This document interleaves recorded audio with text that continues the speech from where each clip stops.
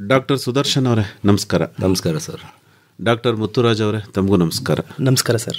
Tomato ಬೆಳೆಯ ಕೀಟ ರೋಗಗಳ ಸಮಗ್ರ ನಿರ್ವಹಣೆಗೆ ಸಂಬಂಧಪಟ್ಟಂತೆ ಮಾಹಿತಿಯನ್ನು ತಾವು ನೀಡಬೇಕು. ಡಾಕ್ಟ್ರೆ ಸುದರ್ಶನ್ ಅವರೇ ಆರಂಭ ಮಾಡಿ. ನಮಸ್ಕಾರ.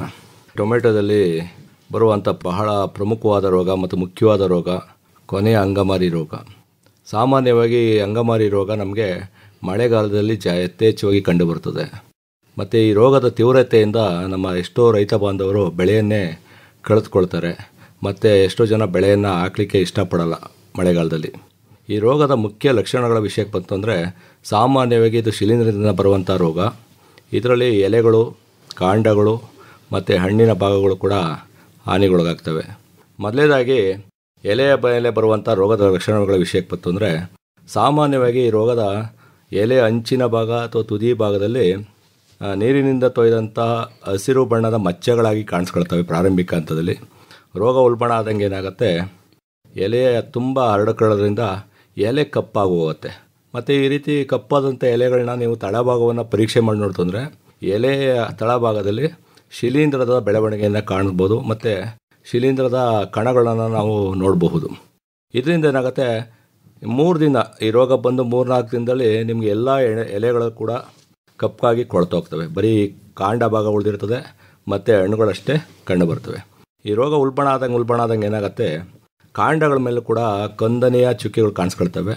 ಕಂದನೆ ಚುಕ್ಕೆಗಳು ಕಾಣಿಸ್ಕೊಂಡು ಅವು ದೊಡ್ಡದಾಗ್ತಾ ಏನಾಗುತ್ತೆ, ಈ ಕಾಂಡ ಭಾಗವನ್ನು ಸುತ್ತುವರಿದಿಂದ ಏನಾಗುತ್ತೆ, ಕಾಂಡ ಭಾಗನೂ ಕೂಡ ಆ ಭಾಗದಲ್ಲಿ ಮುರಿದೋಗುವಂಥ ಚಾನ್ಸಸ್ ಜಾಸ್ತಿ ಇರುತ್ತೆ. ಮತ್ತು ಹಣ್ಣುಗಳ ಮೇಲೆ ಬಂತು ಅಂದರೆ ರೋಗದು ಇದು ಸಾಮಾನ್ಯವಾಗಿ ಕೆಂಪಾಗಿರೋ ಹಣ್ಣುಗಳ ಮೇಲೆ ಬರೋದಿಲ್ಲ, ಹಸಿರು ಕಾಯಿಗಳ ಮೇಲೆ ಮಾತ್ರ ರೋಗ ಬರುತ್ತೆ. ಹಸಿರು ಕಾಯಿಗಳ ಮೇಲೆ ಇದು ಸಾಮಾನ್ಯವಾಗಿ ನೀವು ನೋಡ್ತು ಅಂದರೆ ಗ್ರೀಸಿಂದ ಸವರ್ದಂಗೆ ಕಂದು ಬಣ್ಣದ ಮಚ್ಚೆಗಳು ಕಾಣಿಸ್ಕೊಳ್ತವೆ. ಮತ್ತು ಈ ರೋಗ ಉಲ್ಬಣಾದಂಗೆ ಇಡೀ ಹಸಿರು ಕಾಯಿಗಳೆಲ್ಲ ಕಪ್ಪಾಗಿ ಕೊಳ್ತಾ ಹೋಗುತ್ತೆ. ಇದು ಈ ರೋಗದ ಲಕ್ಷಣ. ಇದು ಸಾಮಾನ್ಯವಾಗಿ ಮಳೆ, ಈಗ ನಮಗೆ ಮಳೆಗಾಲ ಪ್ರಾರಂಭ ಆಗೋದು ಜೂನ್, ಜುಲೈ, ಆಗಸ್ಟ್ವರೆಗೂ ಮಳೆ ಇರ್ತದೆ. ಮತ್ತು ಅಕ್ಟೋಬರ್, ನವಂಬರಲ್ಲಿ ಸೈಕ್ಲೋನ್ಗಳಿಂದ ಆ ಸಮಯದಲ್ಲೂ ಕೂಡ ಮಳೆ ಬರುವಂಥ ಚಾನ್ಸಸ್ ಜಾಸ್ತಿ ಇರ್ತದೆ. ಈ ಸಮಯದಲ್ಲಿ ಮಾತ್ರ ನಮಗೆ ಯಥೇಚ್ಛವಾಗಿ ಟೊಮೆಟೊದಲ್ಲಿ ಕಂಡು ಬರುತ್ತೆ. ಇಲ್ಲ ಯಾರಾದರೂ ಇರಿಗೇಷನ್ ಜಾಸ್ತಿ ಕೊಡ್ತಾಯಿದ್ರೆ, ಮಣ್ಣಿನ ತೇವಾಂಶ ಜಾಸ್ತಿ ಆದರೆ ಈ ರೋಗ ಜಾಸ್ತಿ ಬರುತ್ತೆ. ಈ ರೋಗ ಪ್ರತಿ ವರ್ಷ ನಮಗೆ ಭೂಮಿಯಲ್ಲಿ ಹೆಂಗೆ ಬರ್ತದೆ ಅಂದರೆ, ಮಣ್ಣಿನಲ್ಲಿ ಈ ರೋಗದ ಕಣಗಳು ಉಳ್ಕೊಳ್ತವೆ. ಮತ್ತು ಮಣ್ಣಿನಲ್ಲಿರುವಂಥ ರೋಗದ ಕಣಗಳು ನಾವು ಟೊಮೆಟೊ ಹಾಕಿದಾಗ ಕೆಳಭಾಗದ ಎಲೆಗಳಿಂದ ಪ್ರಾರಂಭ ಆಗಿ ರೋಗ ಹರಡ್ತಾ ಬರ್ತದೆ. ಮತ್ತು ಈ ನಿರ್ವಹಣೆ ವಿಷಯಕ್ಕೆ ಬಂತು ಅಂದರೆ ಮೊದಲನೇದಾಗಿ ನಾವು ಯಾವಾಗಲೂ ಅಷ್ಟೇ, ಮಣ್ಣಿನಲ್ಲಿ ರೋಗದ ಕಣಗಳು ಉಳ್ಕೊಳ್ಳೋದ್ರಿಂದ ಈ ಮಣ್ಣು ನಮಗೆ ಮಳೆಗಾಲದಲ್ಲಿ ಮಣ್ಣು ಆರಿದಾಗ ಕೆಳಗಡೆ ಎಲೆಗಳಿಗೆ ಅದ್ರ ಮುಖಾಂತರ ರೋಗ ಹರಡಕತ್ತಾ ಹೋಗುತ್ತೆ ಕೆಳಗಡೆ ಎಲೆಗಳಿಂದ. ಆದ್ದರಿಂದ ಮೊದಲನೇದಾಗಿ 1 ಅಡಿ ಎತ್ತರದವರೆಗೆ ಏನು ಗಿಡಗಳಿದೆ ಎಲೆಗಳು, ಎಲ್ಲ ಎಲೆಗಳನ್ನು ನಾವು ತೆಗಿಬೇಕಾಗತ್ತೆ. ತೆಗೆದುಬಿಟ್ಟು ಯಾವುದೇ ಎಲೆಗಳು ಮಣ್ಣಿಗೆ ಟಚ್ ಆಗದಂಗೆ ನೋಡ್ಕೊಳ್ಬೇಕು. ಮತ್ತು ಮಳೆಗಾಲದಲ್ಲಿ ಈ ರೋಗ ಬರೋದ್ರಿಂದ ನಾವು ಸಾಧ್ಯ ಆದಷ್ಟು ಸಾಲಿಂದ ಸಾಲಿಗೆ ಅಂತರವನ್ನು ಜಾಸ್ತಿ ಮಾಡ್ಕೊಳ್ಬೇಕು. ಮತ್ತು ಗಿಡದಿಂದ ಗಿಡಕ್ಕೆ ಅಂತರವನ್ನು ಜಾಸ್ತಿ ಕೊಟ್ಕೊಳ್ಬೇಕು. ನಾವು ಪ್ರತಿ ಟೈಮು ರೈತರಿಗೆ ಹೇಳ್ತೀವಿ, ಮಳೆಗಾಲದಲ್ಲಿ ರೋಗ ಜಾಸ್ತಿ ಬರುತ್ತೆ, ಯಾವುದೇ ಕಾರಣಕ್ಕೂ ಪೇಡ್ರೋ ಹೋಗಬೇಡಿ, ಸಿಂಗಲ್ ಸಾಲಲ್ಲೇ ಟೊಮೆಟೊ ಬೆಳೆಯನ್ನು ಹಾಕೊಳ್ಳಿ, ಸ್ಟೇಕಿಂಗ್ ಕೊಟ್ಕೊಳ್ಳಿ, ಮತ್ತು ಮಲ್ಚ್ಗಳನ್ನ ಹಾಕ್ಕೊಂಡು ಬೆಳೆಯನ್ನು ಬೆಳೀರಿ. ಅದರ ಸಾಲಿಂದ ಸಾಲಿಗೆ ಸಾಧ್ಯ ಆದಷ್ಟು 3.5 ಅಡಿಯಷ್ಟು ಸಾಲು ಕೊಟ್ಕೊಳ್ಳಿ. ಮತ್ತು ಗಿಡದಿಂದ ಗಿಡಕ್ಕೆ 60 ಸೆಂಟಿಮೀಟ್ರ್ ಅಂದರೆ 2 ಅಡಿಯಷ್ಟು ಕೊಟ್ಕೊಳ್ತಾ ಹೋಗೋದ್ರಿಂದ ಏನಾಗುತ್ತೆ, ಮಧ್ಯದಲ್ಲಿ ಮಳೆ ನೀರು ಬಿದ್ದರೂ ಕೂಡ ಬೇಗ ಹಾರೋಗ್ತಾ ಬರ್ತದೆ. ಆದ್ದರಿಂದ ರೋಗ ಜಾಸ್ತಿ ಆಗಲ್ಲ, ಕಡಿಮೆ ಆಗ್ತಾ ಹೋಗುತ್ತೆ. ಮತ್ತು ಇನ್ನೂ ಒಂದು, ಈ ರೋಗ ಕಂಡ ತಕ್ಷಣ ನಾವು ಸಾಮಾನ್ಯವಾಗಿ ಬಳಸ್ಬೋದಂಥ ಶಿಲೀಂಧ್ರ ನಾಶಕಗಳು ಯಾವುದ್ಯಾವುದು ಅಂದರೆ ಅಕ್ರೋಬ್ಯಾಟ್ ಕಂಪ್ಲೀಟ್ ಅಂತ ಕೇಳಿರ್ತೀರಿ. ಅದನ್ನು 2 ಗ್ರಾಮ್ ಪ್ರತಿ ಲೀಟ್ರ್ ನೀರಿಗೆ ಸಿಂಪಡಣೆ ಮಾಡ್ಬೋದು. ಅದು ಬಿಟ್ಟರೆ ಸೆಕ್ಟಿನ್ ಅಂತ ಸಿಗುತ್ತೆ, ಅದನ್ನು 3 ಗ್ರಾಮ್ ಪ್ರತಿ ಲೀಟ್ರ್ ನೀರಿಗೆ. ರನ್ನಮನ್ ಅಂತ ಇನ್ನೊಂದು ಮಾಲಿಕ್ಯೂಲ್ ಇದೆ ಶಿಲೀಂಧ್ರನಾಶಕ, ಅದನ್ನಾದರೆ 0.4 ಮಿಲಿ ಪ್ರತಿ ಲೀಟ್ರ್ ನೀರಿಗೆ. ಇತ್ತೀಚೆಗಷ್ಟೇ ಸಿಂಜೆಂಡಾ ಕಂಪ್ನಿಯವರು ಒಂದು ಪ್ರಾಡಕ್ಟನ್ನು ರಿಲೀಸ್ ಮಾಡಿದ್ದಾರೆ, ಒರೋಂಡಿ ಸಾಲ್ಟ್ರಾ ಅಂತ. ಅದಾದರೆ 1.4 ml ಪ್ರತಿ ಲೀಟ್ರ್ ನೀರಿಗೆ. ಈ ಪ್ರಮಾಣದಲ್ಲಿ ನಾವು ಸಿಂಪಡಣೆ ಮಾಡೋದ್ರಿಂದ ಈ ರೋಗವನ್ನು ನಾವು ನಿರ್ವಹಣೆ ಮಾಡ್ಬೋದು. ಅದಲ್ಲದೆ ನೀವು ನೆನ್ಪಿಟ್ಕೊಳ್ಬೇಕಾದ ಅಂಶಗಳು ಏನಂದರೆ, ಒಂದೇ ಒಂದು ಶಿಲೀಂಧ್ರನಾಶಕವನ್ನು ಕಂಟಿನ್ಯೂಸ್ ಆಗಿ ಬಳಸಲಿಕ್ಕೆ ಹೋಗಬೇಡಿ. ಯಾಕೆಂದರೆ ರೋಗದ ಕಣಗಳೇನಿರ್ತವೆ ಅವು ಆ ಶಿಲೀಂಧ್ರನಾಶಕಗಳಿಗೆ ಅಡ್ಜಸ್ಟ್ ಆಗ್ತಾ ಹೋಗುತ್ತೆ. ಮುಂದೆ ಅವು ಕಂಟ್ರೋಲ್ ಕೊಡದೇ ಇರುವಂಥ ಚಾನ್ಸಸ್ ಜಾಸ್ತಿ ಇರ್ತದೆ. ಮತ್ತು ಪ್ರತಿ ಟೈಮು ಸಿಂಪಡಣೆ ಮಾಡುವಾಗ ಅಂಟು ದ್ರವಗಳನ್ನ ಅಂಟನ್ನು ಹಾಕ್ಕೊಂಡು ಸ್ಟಿಕ್ಕರ್ಸ್ನ ಬಳಸ್ಕೊಂಡು ಸಿಂಪಡಣೆ ಮಾಡಬೇಕು. ಮತ್ತು ಯಾವುದೇ ಎಲೆಯನ್ನು ಸಿಂಪಡಣೆ ಮಾಡಿದರೆ ಹಾಗೆ ಬಿಡಲಿಕ್ಕೆ ಹೋಗಬೇಡಿ, ಎಲ್ಲವೂ ಕ್ಲೀನಾಗಿ ಸಿಂಪಡಣೆ ಆಗೋಂಗೆ ನೀವು ನೋಡ್ಕೊಂಡು ಸಿಂಪಡಣೆ ಮಾಡಬೇಕು. ಮತ್ತು IAHRನವರು ಒಂದು ರೋಗ ನಿರೋಧಕ ತಳಿಯನ್ನು ಬಿಡುಗಡೆ ಮಾಡಿದ್ದಾರೆ. ಈ ರೋಗಕ್ಕೆ ಅರ್ಕ ಅಬೇದ್ ಅಂತ. ಅವರಲ್ಲಿ ಬೀಜಗಳು ಸಿಗ್ಬೋದು. ಆಸಕ್ತ ರೈತರು ಆ ಬೀಜಗಳನ್ನ ತಂದು ಆ ಬೆಳೆಯನ್ನು ಬೆಳ್ಕೊಳ್ಬೋದು, ಆ ತಳಿಯನ್ನು. ಟೊಮೆಟೊಗೆ ರೋಗಗಳು ಎಷ್ಟು ಸಮಸ್ಯೆ ಕೊಡ್ತಾವೋ ಅದೇ ರೀತಿ ಕೀಟಗಳು ಕೂಡ ಅಷ್ಟೇ ಸಮಸ್ಯೆನ ಕೊಡುತ್ತೆ. ಈ ಟೊಮೆಟೊಗೆ ಬರುವಂಥ ಪ್ರಮುಖ ಕೀಟಗಳನ್ನ ನಾವು ನೋಡೋದಾದರೆ ಅದನ್ನು 3 ಗುಂಪುಗಳನ್ನಾಗಿ ನಾವು ಮಾಡ್ಕೋಬೋದು. ಮೊದಲನೇದು ಕಾಯಿ ಅಥವಾ ಹಣ್ಣುಗಳಿಗೆ ಹಾನಿ ಮಾಡುವಂಥ ಕೀಟಗಳು ಅಂತ ಒಂದು ಗ್ರೂಪ್ ಮಾಡ್ಬೋದು. ಎರಡನೇದಾಗಿ ಎಲೆಗಳನ್ನು ತಿನ್ನುವಂಥ ಕೀಟಗಳು. ಮೂರನೇದಾಗಿ ರಸ ಇರುವಂಥ ಕೀಟಗಳನ್ನ ನಾವು ಮಾಡ್ಕೋಬೋದು. ಕಾಯಿ ಅಥವಾ ಹಣ್ಣು ತಿನ್ನುವಂಥ ಕೀಟಗಳನ್ನ ನೀವು ನೋಡೋದಾದರೆ 2 ಪ್ರಮುಖ ಕೀಟಗಳು ಬರುತ್ತೆ. ಅದರಲ್ಲಿ ಕಾಯಿ ಕೊರೆಯುವಂಥ ಹುಳು ಒಂದು, ಮತ್ತು ಇನ್ನೊಂದು ಟೂಟ ಅಂತ ಕರಿತೀವಿ. ಅದು ನಮ್ಮ ರೈತರ ಭಾಷೆಯಲ್ಲಿ ಊಜಿ ಹುಳು ಅಂತ ಕೂಡ ನಾವು ಕರಿತೀವಿ. ಎಲೆಗೆ ತಿನ್ನುವಂಥ ಕೀಟಗಳನ್ನ ನೀವು ನೋಡೋದಾದರೆ ರಂಗೋಲಿ ಹುಳು ಅಂತ ಒಂದು ಕೀಟ ಬರುತ್ತೆ, ಮತ್ತು ಇನ್ನೊಂದು ಸ್ಪೋಡಾಪ್ಟ್ರಾ ಅನ್ನುವಂಥ ಒಂದು ಎಲೆ ತಿನ್ನುವಂಥ ಕೀಟನ ನೀವು ನೋಡ್ಬೋದು. ಮತ್ತು ರಸ ಇರುವಂಥ ಕೀಟಗಳಲ್ಲಿ 3 ಪ್ರಮುಖ ಕೀಟಗಳು ಬರ್ತವೆ. ಒಂದು ಬಿಳಿ ನೊಣ ಅಂತ ಕರಿತೀವಿ, ವೈಟ್ ಫ್ಲೈಸ್ ಅಂತಾನು ಕೂಡ ಕರಿಬೋದು. ಥ್ರಿಪ್ಸ್ ಅನ್ನುವಂಥ ಒಂದು ಕೀಟ. ಮತ್ತೊಂದು ನುಸಿ ಅಂತ ಕರಿತೀವಿ, ಅದಕ್ಕೆ ರೆಡ್ ಸ್ಪೈಡರ್ ಮೈಟ್ ಅಂತ ನಾವು ಇಂಗ್ಲೀಷ್ನಲ್ಲಿ ಕರಿತೀವಿ. ಮೊದಲನೇದಾಗಿ ನಾವು ಕಾಯಿ ಕೊರೆಯೋ ಹುಳು ಬಗ್ಗೆ ನಾವು ತಿಳ್ಕೊಳ್ಳೋಣ. ಇದು ಬೆಳೆ ಹೂ ಬಿಡೋಕ್ಕಿಂತ ಮುಂಚೆ ಇದು ಹೂಗಳನ್ನ ಕೊರೆದು ತಿನ್ನುತ್ತೆ. ಹಾಗಾಗಿ ಹೂಗಳು ಒಣಗೋಗಿ ಉದುರೋಗ್ತವೆ. ಹಾಗಾಗಿ ಇಳುವರಿಯಲ್ಲಿ ನಿಮಗೆ ನೇರವಾಗಿ ನಷ್ಟವನ್ನು ನೀವು ನೋಡ್ಬೋದು. ನಂತರ ಕಾಯಿ ಬಿಡುವಂಥ ಸಂದರ್ಭದಲ್ಲಿ ಕಾಯಿಗಳ ಮೇಲೆ ಕೂಡ ದೊಡ್ಡದಾದಂಥ ರಂಧ್ರಗಳನ್ನು ಇದು ಮಾಡುತ್ತೆ. ಮತ್ತು ಈ ಅಂಥ ಕಾಯಿಗಳು ಉದುರೋಗ್ತವೆ ಮತ್ತು ಕೊಳ್ತೋಗೋದನ್ನು ಕೂಡ ನೀವು ಅಬ್ಸರ್ವ್ ಮಾಡ್ಬೋದು. ಮತ್ತು ಒಂದು ಮರಿಹುಳು ಸುಮಾರು 5ರಿಂದ 8 ಕಾಯಿಗಳನ್ನ ತಿಂದು ನಾಶ ಮಾಡೋದ್ರಿಂದ ಅಧಿಕ ಪ್ರಮಾಣದ ಇಳುವರಿನ ನಾಶ ಮಾಡೋದನ್ನ ನೀವು ನೋಡ್ಬೋದು. ಮತ್ತು ಮತ್ತೊಂದು ಕೀಟ ಯಾವುದಪ್ಪ ಅಂತಂದರೆ ಟೂಟ ಅಂತ ಕರಿತೀವಿ, ಅಥವಾ ಊಜಿ ಹುಳು ಅಂತಲೂ ಕೂಡ ನಾವು ಸಾಮಾನ್ಯ ಭಾಷೆಯಲ್ಲಿ ಕರಿಬೋದು. ಇದು ಇತ್ತೀಚೆಗೆ ಬಂದಂಥ ಒಂದು ಕೀಟ. ಸುಮಾರು 2015ನೇ ಇಸ್ವಿಯಿಂದ ನಮ್ಮ ಭಾರತ ದೇಶಕ್ಕೆ ಬಂದಿರುವಂಥ ಒಂದು ಕೀಟ. ಅದಕ್ಕಿಂತ ಮುಂಚೆ ನಮ್ಮಲ್ಲಿ ಅದು ಇರಲಿಲ್ಲ. ಇದು ಏನು ಮಾಡುತ್ತೆ, ಬೆಳೆಯ ಮೊದಲನೇ ಹಂತದಲ್ಲಿ ಅಂದರೆ ಹೂ ಬಿಡೋಕ್ಕಿಂತ ಮುಂಚೆ ಎಲೆಗಳನ್ನು ತಿನ್ನುತ್ತೆ. ಎಲೆಗಳ ಮಧ್ಯಭಾಗದಲ್ಲಿ ನೀವು ಬಿಳಿ ಬಣ್ಣದ ಬೊಬ್ಬೆ ರೀತಿಯ ಮಚ್ಚೆಗಳನ್ನ ನೀವು ನೋಡ್ಬೋದು. ನಂತರದಲ್ಲಿ ಕಾಯಿ ಬಿಟ್ಟಂಥ ಸಂದರ್ಭದಲ್ಲಿ ಕಾಯಿಗಳ ಮೇಲೆ ಅತಿ ಸಣ್ಣದಾದ ರಂಧ್ರ, ಅಂದರೆ ತುಂಬ ಒಂದು ಸೂಜಿ ತಗೊಂಡು ಚುಚ್ಚಿದ್ರೆ ಎಷ್ಟು ಗಾತ್ರದ ರಂಧ್ರ ಆಗುತ್ತೋ ಅಷ್ಟು ಗಾತ್ರದ ರಂಧ್ರವನ್ನು ನೀವು ನೋಡ್ಬೋದು. ಅಂಥ ಕಾಯಿಗಳು ಕೆಳಗಡೆ ಉದುರೋಗೋದು ಕೂಡ ನೋಡ್ಬೋದು, ಮತ್ತು ಕೊಳೆಯೋದನ್ನು ಕೂಡ ನೀವು ಗಮನಿಸ್ಬೋದು. ಈ ಕೀಟ ಏನಪ್ಪ ಅಂತಂದರೆ ವಿಶೇಷ ಅಂದರೆ ಬೇರೆ ಕೀಟಗಳಿಗೆ ನಾವು ಕಂಪೇರ್ ಮಾಡಿ ನೋಡ್ತೀವಿ ಅಂದರೆ ಈ ಕೀಟದ ಹತೋಟಿ ಸ್ವಲ್ಪ ಕಷ್ಟ ಇರುತ್ತೆ. ಮತ್ತು ಎಲೆಗಳಿಗೆ ಹಾನಿ ಮಾಡುವಂಥ ಕೀಟಗಳನ್ನ ನೀವು ನೋಡ್ತೀವಿ ಅಂತಂದರೆ ಮೊದಲನೇದಾಗಿ ರಂಗೋಲಿ ಹುಳು. ರಂಗೋಲಿ ಹುಳು ಅಂತ ಏನು ಕರಿತೀವಿ ಅಂತಂದರೆ ಎಲೆಗಳ ಮೇಲೆ ರಂಗೋಲಿ ಆಕಾರದ ಮಚ್ಚೆಗಳನ್ನ ನೀವು ನೋಡ್ತೀರಿ. ಸೊ ಎಲೆಗಳು ಒಣಗೋಗೋದನ್ನ ಕೂಡ ನೀವು ಅಬ್ಸರ್ವ್ ಮಾಡ್ಬೋದು. ಸೊ ಇದು ಏನಾದರೂ ಕಡಿಮೆ ಹಂತದಲ್ಲಿ ಏನಾದರೂ ಇದು ಸಮಸ್ಯೆ ಇದೆ ಅಂದರೆ ಇದು ಇಳುವರಿಗೆ ಏನು ಅಷ್ಟು ಸಮಸ್ಯೆ ಮಾಡೋದಿಲ್ಲ. ಅತಿ ಹೆಚ್ಚಿನ ಸಮಸ್ಯೆ ಏನಾದರೂ ಆಗುತ್ತೆ ಅಂದರೆ ಮಾತ್ರ ಅದಕ್ಕೆ ನಾವು ನಿರ್ವಹಣೆ ಕ್ರಮಗಳನ್ನ ತಗೋಬೇಕಾಗತ್ತೆ. ಮತ್ತು ಇನ್ನೊಂದು ಸ್ಪೋಡಾಪ್ಟ್ರಾ ಅನ್ನುವಂಥ ಒಂದು ಎಲೆ ತಿನ್ನುವಂಥ ಒಂದು ಕೀಟ ಬರುತ್ತೆ. ಅದು ತನ್ನ ಮೊಟ್ಟೆಗಳನ್ನು ಗುಂಪಾಗಿಡುತ್ತೆ. ಆ ಮೊಟ್ಟೆಗಳು ಗುಂಪಾಗಿ ಹೊರಗಡೆ ಬರುತ್ತೆ, ಅಂದರೆ ಮರಿಗಳಾಗ್ತವೆ. ಸುಮಾರು ಒಂದು ಮೊಟ್ಟೆ ಗುಂಪಿನಲ್ಲಿ ಒಂದು 500-600 ಮರಿಗಳಿರುತ್ತೆ. ಸೊ 500-600 ಮರಿಗಳು ಒಂದೇ ಗಿಡದಲ್ಲಿ ಕೂತ್ಕೊಂಡು ಎಲೆನ ತಿಂತಿರುತ್ತೆ. ಸೊ ಎಲೆಗಳ ಹಸಿರು ಪದಾರ್ಥವನ್ನು ತಿಂದಾಗ ಎಲೆಗಳು ಜರಡಿ ಆಗಿರೋ ರೀತಿ ತಾವು ನೋಡ್ಬೋದು. ಯಾವಾಗ ಆ ಮರಿಹುಳುಗಳು ದೊಡ್ಡದಾಗುತ್ತೋ ಅಂಥ ಟೈಮಲ್ಲಿ ಬೇರೆ ಗಿಡಗಳು, ಅಂದರೆ ಆ ತೋಟದಲ್ಲಿರುವಂಥ ಇತರೆ ಟೊಮೆಟೊ ಗಿಡಗಳಿಗೆಲ್ಲ ಹರಡಿ ಎಲ್ಲ ಎಲೆಗಳನ್ನು ತಿಂದು ನಾಶ ಮಾಡುವಂಥ ಸಂದರ್ಭನ ಕೂಡ ನೀವು ನೋಡ್ಬೋದು. ಕೆಲವೊಮ್ಮೆ ಏನು ಮಾಡುತ್ತೆ ಅಂತಂದರೆ ಈ ಗಿಡಗಳು ಸಸಿ ಹಂತದಲ್ಲಿದ್ದಾಗ ನೆಲದ ಮಟ್ಟಿಗೆ ಅದನ್ನ ಗಿಡಗಳನ್ನೇ ಕಟ್ ಮಾಡುವಂಥ ಸಂದರ್ಭಗಳನ್ನು ಕೂಡ ನೀವು ನೋಡ್ಬೋದು. ಈ ಕೀಟ ಏನಪ್ಪ ಅಂದರೆ ಮರಿಹುಳುಗಳು ಚಿಕ್ಕ ಹಂತದಲ್ಲಿದ್ದಾಗ ನೀವು ಅದನ್ನು ಆರಾಮಾಗಿ ಹತೋಟಿ ಮಾಡ್ಬೋದು. ಒಂದು ವೇಳೆ ಮರಿಹುಳುಗಳು ಬೆಳವಣಿಗೆ ಆದಂಥ ಸಂದರ್ಭದಲ್ಲಿ ಇದು ತೋಟಕ್ಕೆಲ್ಲ ಸ್ಪ್ರೆಡ್ ಆಗಿರೋದ್ರಿಂದ ಹತೋಟಿ ಮಾಡೋದು ಸ್ವಲ್ಪ ಕಷ್ಟಕರ. ಮತ್ತು ರಸ ಇರುವಂಥ ಕೀಟಗಳನ್ನ ನೀವು ನೋಡ್ತೀವಿ ಅಂತಂದರೆ ಒಂದು ಬಿಳಿ ನೊಣ ಅಂತ ಕರಿತೀವಿ. ಸೊ ಆ ಬಿಳಿ ನೊಣ ಏನಪ್ಪ ಅಂತಂದರೆ ಗುಂಪಾಗಿ ಕೂತ್ಕೊಂಡು ಎಲೆಗಳ ಕೆಳಗಡೆ ರಸ ಇರುವಂಥ ಒಂದು ಕೀಟ. ರಸ ಇರೋದ್ರಿಂದ ಗಿಡಕ್ಕೇನು ಸಮಸ್ಯೆ ಆಗೋದಿಲ್ಲ. ಆದರೆ ಪ್ರಮುಖವಾಗಿ ಇದು ಏನು ತೊಂದರೆ ಮಾಡುತ್ತೆ ಅಂದರೆ ಒಂದು ಎಲೆ ಮುದುರುವ ರೋಗವನ್ನು ಹರಡುತ್ತೆ. ಇದು ಒಂದು ವೈರಸ್ಸಿಂದ ಬರುವಂಥ ರೋಗ. ಈ ರೋಗವನ್ನು ಹರಡೋದ್ರಿಂದ ಈ ಕೀಟ ನಾವು ಪ್ರಮುಖ ಅಂತ ನಾವು ಕರಿಬೋದು. ರೋಗ ಬಂದಿರುವಂಥ ಗಿಡಗಳೇನಾಗುತ್ತೆ ಅಂತಂದರೆ ಹೂಗಳು ಕಡಿಮೆ ಆಗುತ್ತೆ, ಮತ್ತು ಕಾಯಿಗಳು ಕೂಡ ಸಂಖ್ಯೆ ಕಡಿಮೆ ಆಗೋದನ್ನ ತಾವು ನೋಡ್ಬೋದು. ಮತ್ತು ಥ್ರಿಪ್ಸ್ ಅನ್ನುವಂಥ ಇನ್ನೊಂದು ಕೀಟ ಇದೆ. ಇದು ಕೂಡ ರಸ ಇರುವಂಥ ಒಂದು ಕೀಟ. ಸುಳಿಯಲ್ಲಿ ಕೂತ್ಕೊಂಡು ರಸವನ್ನು ಇರುವಂಥ ಒಂದು ಕೀಟ. ಇದು ಕೂಡ ಒಂದು ನಂಜಾಣುವನ್ನು ಹರಡುತ್ತೆ. ಇದರಿಂದ ಟಾಸ್ಪೋ ವೈರಸ್ ಅನ್ನುವಂಥ ನಂಜಾಣು ಹರಡಿ ಇದು ರೋಗವನ್ನು ಹರಡುತ್ತೆ. ಈ ರೀತಿ ರೋಗ ಬಂದಿರುವಂಥ ಗಿಡಗಳಲ್ಲೂ ಕೂಡ ಹೂವು ಮತ್ತು ಕಾಯಿಗಳ ಸಂಖ್ಯೆ ಕಡಿಮೆ ಆಗುತ್ತೆ. ಮತ್ತು ಹಣ್ಣುಗಳಲ್ಲಿ ಮೊಸಾಯಿಕ್ ರೀತಿಯ ಪ್ಯಾಚಸ್ ಅಂತ ಕರಿತೀವಿ. ಅಂದರೆ ಈ ಹಣ್ಣುಗಳಲ್ಲಿ ಬಣ್ಣ ಯೂನಿಫಾರ್ಮ್ ಆಗಿರೋದಿಲ್ಲ. ಅಂದರೆ ಕೆಂಪು ಮಿಶ್ರಿತ ಹಳದಿ ಅಥವಾ ಕೆಂಪು ಮಿಶ್ರಿತ ಹಸಿರು ಬಣ್ಣಕ್ಕೆ ಕಾಯಿಗಳನ್ನ ನೋಡ್ಬೋದು. ಅಂಥ ಕಾಯಿಗಳಿಗೆ ನಿಮಗೆ ಮಾರ್ಕೆಟ್ನಲ್ಲಿ ಬೆಲೆ ಕಡಿಮೆ ಇರುತ್ತೆ. ಮತ್ತು ಇನ್ನೊಂದು ರಸ ಇರುವಂಥ ಒಂದು ಕೀಟ ಏನಪ್ಪ ಅಂದರೆ ನುಸಿ ಅಂತ ಕರಿತೀವಿ, ಅಥವಾ ರೆಡ್ ಸ್ಪೈಡರ್ ಮೈಟ್ ಅನ್ನುವಂಥ ಒಂದು ಕೀಟ. ಇದು ಗುಂಪಾಗಿ ಎಲೆಗಳ ಕೆಳಗಡೆ ಕೂತ್ಕೊಂಡು ರಸ ಇರೋದ್ರಿಂದ ಎಲೆಗಳ ಮೇಲೆ ಈ ಬಿಳಿ ಬಣ್ಣದ ಚುಕ್ಕೆಗಳನ್ನ ನೋಡ್ಬೋದು, ಅಥವಾ ಹಳದಿ ಬಣ್ಣದ ಚುಕ್ಕೆಗಳನ್ನ ನೀವು ನೋಡ್ತೀರಿ. ಕ್ರಮೇಣವಾಗಿ ಅಂಥ ಎಲೆಗಳು ಒಣಗೋಗುತ್ತೆ. ಆದ್ರಿಂದ ಮತ್ತು ಹೂ ಮತ್ತು ಕಾಯಿಗಳ ಕಚ್ಚುವಿಕೆ ಸಂಖ್ಯೆನೂ ಕೂಡ ಕಡಿಮೆ ಆಗುತ್ತೆ. ಇನ್ನೊಂದು ವಿಚಾರ ಏನಂದರೆ, ಈ ರಸ ಇರುವಂಥ ಕೀಟಗಳು ಬೇಸಿಗೆ ಸಮಯದಲ್ಲಿ ನೀವು ಹೆಚ್ಚಾಗಿ ನೋಡ್ಬೋದು. ಇತರ ರೋಗಗಳ ವಿಷಯಕ್ಕೆ ಬಂತು ಅಂದರೆ, ಸಾಮಾನ್ಯವಾಗಿ ಇನ್ನೂ ಒಂದು ಅಂಗಮಾರಿ ರೋಗ ಬರ್ತದೆ. ಮೊದಲ ಅಂಗಮಾರಿ ರೋಗ ಅಂತ ಕರಿತೀವಿ ಟೊಮೆಟೊದಲ್ಲಿ. ಈ ಮೊದಲ ಅಂಗಮಾರಿ ರೋಗ ಸಾಮಾನ್ಯವಾಗಿ ಕೆಳಗಡೆ ಎಲೆಗಳಿಂದ ಪ್ರಾರಂಭ ಆಗುತ್ತೆ. ಕೆಳಗಡೆ ಎಲೆಗಳಲ್ಲಿ ಕಂದು ಬಣ್ಣದ ಚುಕ್ಕೆಗಳು ಕಾಣಿಸ್ಕೊಳ್ತವೆ ಪ್ರಾರಂಭಿಕ ಹಂತದಲ್ಲಿ. ರೋಗ ಉಲ್ಬಣ ಆದಂಗೆ ಏನಾಗುತ್ತೆ, ಈ ಚುಕ್ಕೆಗಳ ಗಾತ್ರ ಗಣನೀಯವಾಗಿ ಹೆಚ್ಚಾಗ್ತಾ ಬರುತ್ತದೆ. ಅಂಥ ಚುಕ್ಕೆಗಳನ್ನು ನಾವು ಸೂಕ್ಷ್ಮವಾಗಿ ಅವಲೋಕಿಸಿ ನೋಡಿದಾಗ ಈ ಚುಕ್ಕೆಗಳು ಸುರುಳಿ ಆಕಾರದಲ್ಲಿ ಇರ್ತವೆ. ಇದು ಭಾಳ ಮುಖ್ಯವಾದ ಲಕ್ಷಣ. ಯಾಕೆಂದರೆ ಮೊದಲನೇ ಅಂಗಮಾರಿ ರೋಗ ಅಂತ ನೀವು ಕಂಡುಹಿಡಿಬೇಕು ಅಂದರೆ ಸುರುಳಿ ಆಕಾರದ ಚುಕ್ಕೆಗಳು ಎಲೆಗಳ ಮೇಲೆ ಇದ್ದರೆ ಅದು ಮೊದಲ ಅಂಗಮಾರಿ ರೋಗ ಅಂತ ಹೇಳ್ಬೋದು. ಇದರಿಂದಾಗಿ ಏನಾಗ್ತವೆ, ಎಲೆಗಳೆಲ್ಲ ಒಣಗೋಗಿ ಉದುರೋಗ್ಲಿಕ್ಕೆ ಪ್ರಾರಂಭ ಆಗ್ತವೆ. ಮತ್ತು ಇದೇ ರೋಗದ ಕಣಗಳು ಕಾಂಡಗಳ ಮೇಲೂ ಕೂಡ ಬರ್ತವೆ. ಕಾಂಡದ ಮೇಲೆ ಎಲ್ಲಿ ಬರ್ತವೆ ಅಂದರೆ, ಸಾಮಾನ್ಯವಾಗಿ ಎಲ್ಲಿ ಗಿಡಗಳು ಕವಡೊಡಿತವೆ ಆ ಜಾಗದಲ್ಲಿ ನಿಮಗೆ ಕಂದು ಬಣ್ಣದ ಚುಕ್ಕೆಗಳು ಕಾಣಿಸ್ಕೊಳ್ತವೆ. ಮತ್ತು ಅಲ್ಲೂ ಕೂಡ ಅಷ್ಟೇ ಸುರುಳಿ ಆಕಾರದ ಚುಕ್ಕೆಗಳು ಮೂಡ್ತವೆ. ಮತ್ತು ನಂತರ ಹಣ್ಣುಗಳ ಮೇಲೂ ಕೂಡ ಬರ್ತವೆ. ಹಣ್ಣುಗಳಲ್ಲಿ ಎಲ್ಲಿ ಅಂದರೆ, ನಿಮ್ಮ ತೊಟ್ಟಿನ ಭಾಗ ಎಲ್ಲಿರ್ತದೆ, ಹಣ್ಣುಗಳ ತೊಟ್ಟಿನ ಭಾಗ, ಅದರ ಮೇಲ್ಗಡೆ ನಿಮಗೆ ಸುರುಳಿ ಆಕಾರದ ಚುಕ್ಕೆಗಳು ಕಾಣಿಸ್ಕೊತವೆ. ಕೆಲವೊಮ್ಮೆ ರೈತರುಗಳು, ಸರ್ ಟೊಮೆಟೊ ತಳಭಾಗದಲ್ಲಿ ಚುಕ್ಕೆಗಳು ಬಂದಿದ್ದಾವೆ ಸರ್ ಅಂತಾರೆ.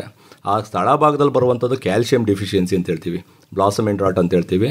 ಆ ಟೊಮೆಟೊ ತಳಭಾಗದಲ್ಲಿ ಏನಾದ್ರು ನಿಮಗೆ ಕಂದು ಬಣ್ಣ ಚುಕ್ಕೆಗಳು ಕಂಡು ಒಂಥರ ತೆಗ್ದಂಗೆ ಏನಾದ್ರು ಚುಕ್ಕೆಗಳು ಕಾಣಿಸ್ತಾ ಇದ್ದರೆ, ಮಚ್ಚೆಗಳು ಬಂದಿದ್ದರೆ, ಅದು ಕ್ಯಾಲ್ಸಿಯಂ ಡಿಫಿಷಿಯನ್ಸಿಯಿಂದ ಬರುವಂಥ ಪ್ರಾಬ್ಲಮ್ಮು.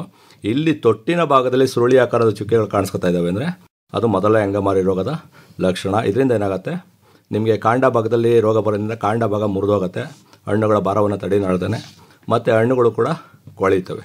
ಮತ್ತು ಇನ್ನೂ ಒಂದು ಚುಕ್ಕೆ ರೋಗ, ಸಾಮಾನ್ಯವಾಗಿ ನಾವು ಈ ಚುಕ್ಕೆ ರೋಗವನ್ನು ಮಳೆಗಾಲದಲ್ಲಿ ಯಥೇಚ್ಛವಾಗಿ ನೋಡ್ತೀವಿ.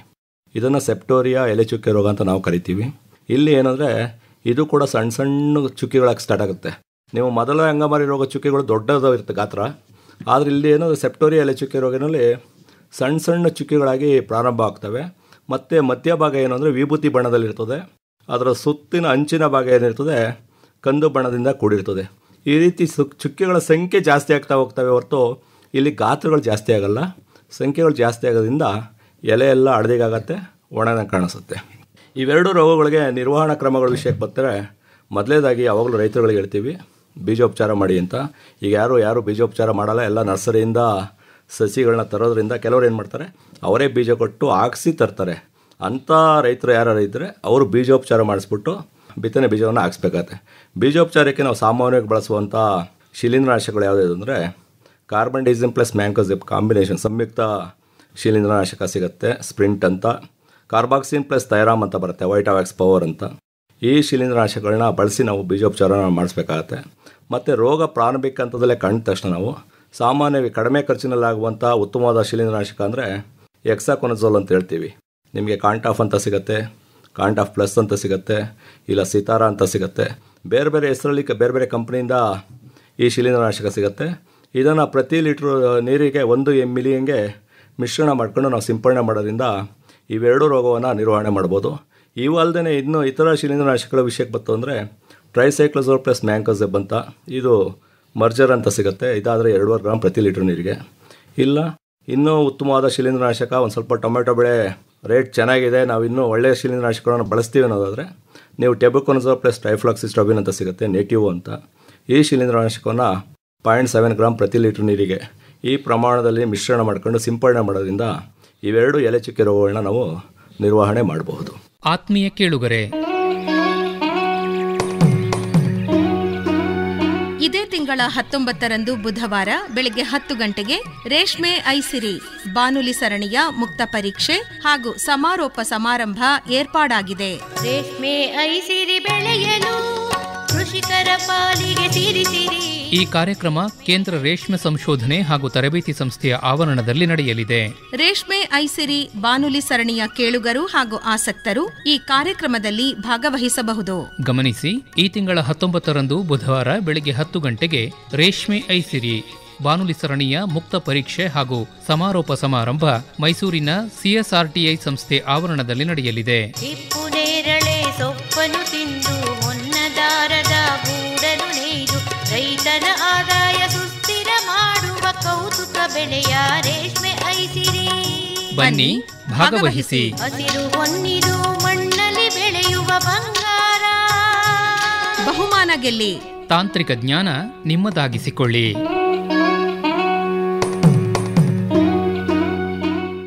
ಇನ್ನು ಕೀಟಗಳ ನಿರ್ವಹಣೆ ಬಗ್ಗೆ ನಾವು ನೋಡೋದಾದರೆ, ಯಾವುದೋ ಒಂದು ನಿರ್ವಹಣೆ ಕ್ರಮದಿಂದ ಈ ಕೀಟಗಳನ್ನ ನಾವು ಪರಿಣಾಮಕಾರಿಯಾಗಿ ಹತೋಟಿ ಮಾಡೋದು ಭಾಳ ಕಷ್ಟ. ಸೊ ಹಾಗಾಗಿ ನಾವು ಸಮಗ್ರವಾಗಿ ಕೀಟಗಳನ್ನ ನಿರ್ವಹಣೆ ಮಾಡೋದು ಭಾಳ ಮುಖ್ಯವಾಗುತ್ತೆ. ಸೊ ಈ ಕೀಟ ನಿರ್ವಹಣೆ ನಾವು ಸಸಿ ಮಡಿಯಲ್ಲೂ ಕೂಡ ಮಾಡಬೇಕಾಗತ್ತೆ. ನಂತರದಲ್ಲಿ ಮುಖ್ಯ ಜಮೀನಲ್ಲೂ ಕೂಡ ನಾವು ಕೆಲವಷ್ಟು ಕ್ರಮಗಳನ್ನ ನಾವು ಅನುಸರಿಸಬೇಕಾಗತ್ತೆ. ಸಸಿ ಮಡಿಯಲ್ಲಿ ನಾವು ಏನು ಮಾಡಬೇಕು ಅನ್ನೋದಾದರೆ, ಮೊದಲನೇದಾಗಿ ನಾವು ಬೀಜೋಪಚಾರವನ್ನು ಮಾಡಬೇಕು. ಬೀಜೋಪಚಾರ ಯಾವ ಕೀಟನಾಶಕನ ಉಪಯೋಗಿಸಬೇಕು ಅಂದರೆ, ಪ್ರತಿ kg ಟೊಮೆಟೊ ಬೀಜಕ್ಕೆ 10 ಗ್ರಾಮ್ನಷ್ಟು ಇಮಿಡಾಕ್ಲೋಪ್ರಿಡ್ 48 FS ಅನ್ನುವಂಥ ಒಂದು ಕೀಟನಾಶಕ ಅಥವಾ ಥೈಮೆಥಾಕ್ಸಾಮ್ 30 FS ಅನ್ನುವಂಥ ಒಂದು ಕೀಟನಾಶಕವನ್ನು ಮಿಕ್ಸ್ ಮಾಡಿ ಟ್ರೀಟ್ಮೆಂಟ್ ಮಾಡಿ ನಂತರದಲ್ಲಿ ಅದನ್ನು ನೆರಳಿನಲ್ಲಿ ಒಣಗಿಸಾದ್ಮೇಲೆ ನಂತರದಲ್ಲಿ ನಾಟಿ ಮಾಡೋದ್ರಿಂದ ಈ ರಸ ಇರುವಂಥ ಕೀಟಗಳಿಗೆ ಹತೋಟಿನ ಮಾಡುತ್ತೆ. ನಂತರದಲ್ಲಿ ನೈಲಾನ್ ಪರದೆ ಅಡಿಯಲ್ಲಿ ನಾವು ಸಸಿ ಮಡಿಯನ್ನು ನಾವು ತಯಾರು ಮಾಡ್ಕೋಬೇಕಾಗತ್ತೆ. ಈ ನೈಲಾನ್ ಪರದೆಯ ಸೈಜ್ ಎಷ್ಟಿರಬೇಕು ಅಂದರೆ 40ರಿಂದ 50 ಮೆಶ್ ಇರುವಂಥ ನೈಲಾನ್ ಪರದೆನ ನಾವು ಉಪಯೋಗಿಸಬೇಕು. ಈ ನೈಲಾನ್ ಪರದೆ ಕೆಳಗಡೆ ನಾವು ಸಸಿ ಮಡಿನ ಮಾಡೋದ್ರಿಂದ ನರ್ಸರಿ ಹಂತದಲ್ಲಿ ಬರುವಂಥ ವೈರಸ್ ಹರಡುವಂಥ ಕೀಟಗಳನ್ನ ನಾವು ಹತೋಟಿ ಮಾಡ್ಬೋದು. ನಂತರದಲ್ಲಿ ಹಳದಿ ಹಾಗೂ ನೀಲಿ ಅಂಟು ಬಳೆಗಳನ್ನು ಕೂಡ ನಾವು ಬಳಸಬೇಕಾಗತ್ತೆ. ಪ್ರತಿ 100 ಚದರ ಮೀಟರ್ಗೆ ಕನಿಷ್ಠ 1 ಹಳದಿ ಬಲೆ ಹಾಗೂ 1 ನೀಲಿ ಅಂಟು ಬಲೆನ ಉಪಯೋಗಿಸೋದ್ರಿಂದ ಈ ರಸ ಇರುವಂಥ ಕೀಟಗಳನ್ನ ನಾವು ಹತೋಟಿ ಮಾಡ್ಬೋದು. ಮತ್ತು ನರ್ಸರಿಯಲ್ಲಿ ಬಾಧಿತ ಎಲೆಗಳನ್ನು ನಾವು ಕಿತ್ತು ನಾಶ ಮಾಡಿಸ್ಬೇಕು. ಅಂದರೆ ನರ್ಸರಿಲಿ ಟೂಟ ಅನ್ನುವಂಥ ಕೀಟದಿಂದ ಎಲೆಗಳು ನಾಶ ಆಗಿರುತ್ತೆ ಹಾಗೂ ರಂಗೋಲಿ ಹುಳು ಕೂಡ ಸಮಸ್ಯೆ ಮಾಡಿರುತ್ತೆ. ಅಂಥ ಎಲೆಗಳನ್ನ ನಾವು ಕತ್ತರಿಸಿ ನಾಶ ಮಾಡಿದ್ಮೇಲೆ ಆರೋಗ್ಯವಾಗಿರುವಂಥ ಸಸಿಗಳನ್ನ ಮಾತ್ರ ನಾವು ಮುಖ್ಯ ಜಮೀನಲ್ಲಿ ನಾಟಿ ಮಾಡಬೇಕು. ಕಳೆ ನಿರ್ವಹಣೆ ಕೂಡ ಭಾಳ ಮುಖ್ಯ ಆಗುತ್ತೆ. ಸಸಿ ಮಡಿ ಆಗ್ಬೋದು ಮತ್ತು ಅದರ ಸುತ್ತಲೂ ಕೂಡ ಕಳೆ ನಿರ್ವಹಣೆ ಮಾಡೋದ್ರಿಂದ ಕೀಟಗಳ ಸಂಖ್ಯೆನ ಕಡಿಮೆ ಮಾಡ್ಬೋದು. ಅವಶ್ಯಕತೆ ಇದ್ದಾಗ ಮಾತ್ರ ನಾವು ರಾಸಾಯನಿಕ ಕೀಟನಾಶಕವನ್ನು ನಾವು ಉಪಯೋಗಿಸಬೇಕಾಗತ್ತೆ. ನರ್ಸರಿಯಲ್ಲಿ ಭಾಳ ಪ್ರಮುಖವಾಗಿ ಬರುವಂಥದ್ದು ರಸ ಇರುವಂಥ ಕೀಟಗಳು. ಈ ರಸ ಇರುವಂಥ ಕೀಟಗಳಿಗೆ ನಾವು ಅಂತರ್ವ್ಯಾಪಿ ಕೀಟನಾಶಕವನ್ನು ನಾವು ಉಪಯೋಗಿಸಿ ಹತೋಟಿ ಮಾಡ್ಬೋದು. ಮತ್ತು ನಾಟಿಗಿಂತ 1 ದಿನಕ್ಕಿಂತ ಮುಂಚೆ ನಾವು ಏನು ಮಾಡಬೇಕು ಅಂತಂದರೆ, ಈ ಕೀಟನಾಶಕದ ದ್ರಾವಣವನ್ನು ಈ ಗಿಡಗಳಿಗೆ ಬೇರಿನ ಮುಖಾಂತರ ಉಪಚಾರ ಮಾಡಬೇಕಾಗತ್ತೆ. ಸೊ ಅದಕ್ಕೋಸ್ಕರ ನಾವು ಇಮಿಡಾಕ್ಲೋಪ್ರಿಡ್ ಅನ್ನುವಂಥ ಒಂದು ಕೀಟನಾಶಕವನ್ನು ಪ್ರತಿ ಲೀಟರ್ ನೀರಿಗೆ 1/2 ಮಿಲಿಯಷ್ಟು ಅಥವಾ ಥೈಮೆಥಾಕ್ಸಾಮ್ ಅನ್ನುವಂಥ ಒಂದು ಕೀಟನಾಶಕವನ್ನು ಪ್ರತಿ ಲೀಟರ್ ನೀರಿಗೆ 1/2 ಗ್ರಾಮ್ನಷ್ಟು ಹಾಕ್ಕೊಂಡು ಬೇರಿಗೆ ಉಪಚಾರ ಮಾಡಿ ನಂತರದಲ್ಲಿ ನಾವು ನಾಟಿ ಮಾಡೋದ್ರಿಂದ ಕೆಲವಷ್ಟು ದಿನಗಳ ಕಾಲ ಮುಖ್ಯ ಜಮೀನಲ್ಲೂ ಕೂಡ ನೀವು ರಸ ಇರುವಂಥ ಕೀಟಗಳನ್ನ ನೀವು ಹತೋಟಿ ಮಾಡ್ಬೋದು. ಇನ್ನು ಮುಖ್ಯ ಜಮೀನಿನಲ್ಲಿ ನೀವು ಹತೋಟಿ ಕ್ರಮಗಳ ಬಗ್ಗೆ ನೋಡೋದಾದರೆ, ಮೊದಲನೇದಾಗಿ ಬೇಸಿಗೆ ಉಳುಮೆ ಮಾಡಬೇಕು. ಬೇಸಿಗೆ ಉಳುಮೆ ಬಗ್ಗೆ ತಮಗೆಲ್ಲ ಚೆನ್ನಾಗಿ ಗೊತ್ತಿರುತ್ತೆ. ಸೊ ಕೀಟಗಳು ಮತ್ತು ರೋಗ ಕಣಗಳು ಮಣ್ಣಲ್ಲಿ ಇರೋದ್ರಿಂದ ಬೇಸಿಗೆ ಉಳುಮೆ ಮಾಡೋದ್ರಿಂದ ಖಂಡಿತವಾಗೂ ಕೀಟಗಳ ಸಂಖ್ಯೆ ಮತ್ತು ರೋಗಗಳ ಸಂಖ್ಯೆ ಕಡಿಮೆ ಆಗುತ್ತೆ.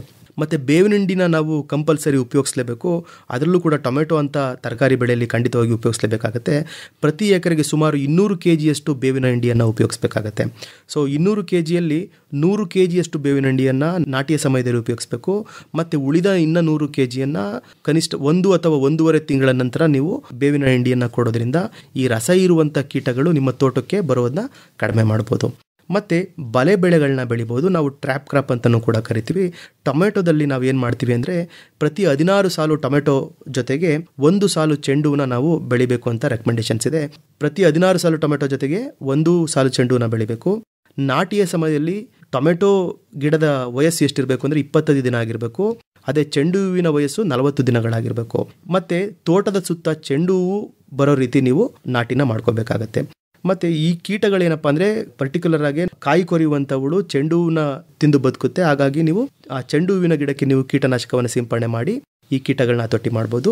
ಮತ್ತು ಈ ಚೆಂಡು ಹೂವು ಬೆಳೆಯೋದ್ರಿಂದ ನಿಮಗೆ ಈ ನೆಮಟೋಡ್ ಸಮಸ್ಯೆ ಕೂಡ ನೀವು ಹತೋಟಿ ಮಾಡ್ಬೋದು.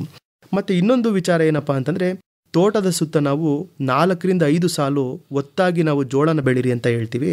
ಏನಕ್ಕೆ ಅಂದರೆ, ಈಗ ನಾವು ಮನೆಗೆ ಯಾವ ರೀತಿ ಕಾಂಪೌಂಡ್ನ ನಾವು ಹಾಕೋತೀವೋ ಅದೇ ರೀತಿ ನಿಮ್ಮ ತೋಟಕ್ಕೂ ಕೂಡ ಇದು ಕಾಂಪೌಂಡ್ ರೀತಿ ಕೆಲಸ ಮಾಡುತ್ತೆ. ಹಾಗಾಗಿ ರಸ ಇರುವಂಥ ಕೀಟಗಳು ಹಾಗೂ ವೈರಸ್ ಹರಡುವಂಥ ಕೀಟಗಳು ನಿಮ್ಮ ತೋಟಕ್ಕೆ ಬರುವುದನ್ನ ಕಡಿಮೆ ಮಾಡ್ಬೋದು.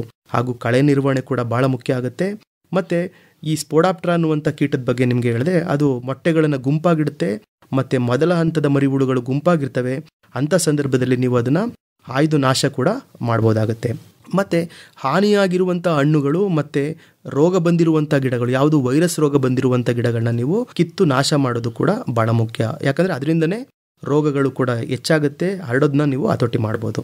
ಮತ್ತು ಲೈಟ್ ಟ್ರ್ಯಾಪ್ಸ್ನು ಕೂಡ ನಾವು ಭಾಳ ಉಪಯೋಗಿಸ್ಬೇಕಾಗುತ್ತೆ. ಏನಕ್ಕೆ ನಾವು ಲೈಟ್ ಟ್ರ್ಯಾಪ್ಸ್ ಉಪಯೋಗಿಸ್ಬೇಕು ಅಂತಂದರೆ ಪರ್ಟಿಕ್ಯುಲರ್ ಆಗಿ ಈಗ ಟೂಟಾ ಅನ್ನುವಂಥವಳು ಭಾಳ ಹೆಚ್ಚಾಗಿ ಸಮಸ್ಯೆ ಮಾಡುತ್ತೆ. ಭಾರತೀಯ ತೋಟಗಾರಿಕೆ ಸಂಶೋಧನಾ ಸಂಸ್ಥೆ ಬೆಂಗಳೂರು ಅವರ ಸಂಶೋಧನೆ ಪ್ರಕಾರ 1 ಎಕರೆಗೆ 4 ರಿಂದ 5 ಇನ್ಕ್ಯಾಂಡಿಸೆಂಟ್ ಬಲ್ಬ್ ಇರುವಂಥ ನಾವು ಲೈಟ್ ಟ್ರ್ಯಾಪ್ಸ್ನ ಉಪಯೋಗಿಸಿದ್ರೆ ಈ ಟೂಟಾ ಅನ್ನುವಂಥ ಕೀಟವನ್ನು ಆರಾಮಾಗಿ ಹತೋಟಿ ಮಾಡ್ಬೋದು. ಮತ್ತು ಈ ಲೈಟ್ ಟ್ರ್ಯಾಪ್ಸ್ನ ನಾಟಿ ಮಾಡಿದ ದಿನದಿಂದ ಹಿಡಿದು ಕೊನೆಯ ದಿನದವರೆಗೂ ಕೂಡ ನಾವು ಉಪಯೋಗಿಸ್ಬೇಕಾಗತ್ತೆ. ಇದರ ಜೊತೆಗೆ ನಾವು ಯೆಲ್ಲೋ ಸ್ಟಿಕ್ಕಿ ಟ್ರ್ಯಾಪ್ಸು ಮತ್ತು ಬ್ಲೂ ಸ್ಟಿಕ್ಕಿ ಟ್ರ್ಯಾಪ್ಸು, ಇತ್ತೀಚೆಗೆ ಅದು ಯೆಲ್ಲೋ ಸ್ಟಿಕ್ಕಿ ರೋಲ್ಸ್ ಅಂತ ಕರಿತೀವಿ, ಮತ್ತು ಬ್ಲೂ ಸ್ಟಿಕ್ಕಿ ರೋಲ್ಸ್ನು ಕೂಡ ನಾವು ಮುಖ್ಯ ಬೆಳೆಯಲ್ಲಿ ಉಪಯೋಗಿಸೋದ್ರಿಂದ ಈ ಕೀಟಗಳನ್ನ ನೀವು ಹತೋಟಿ ಮಾಡ್ಬೋದು.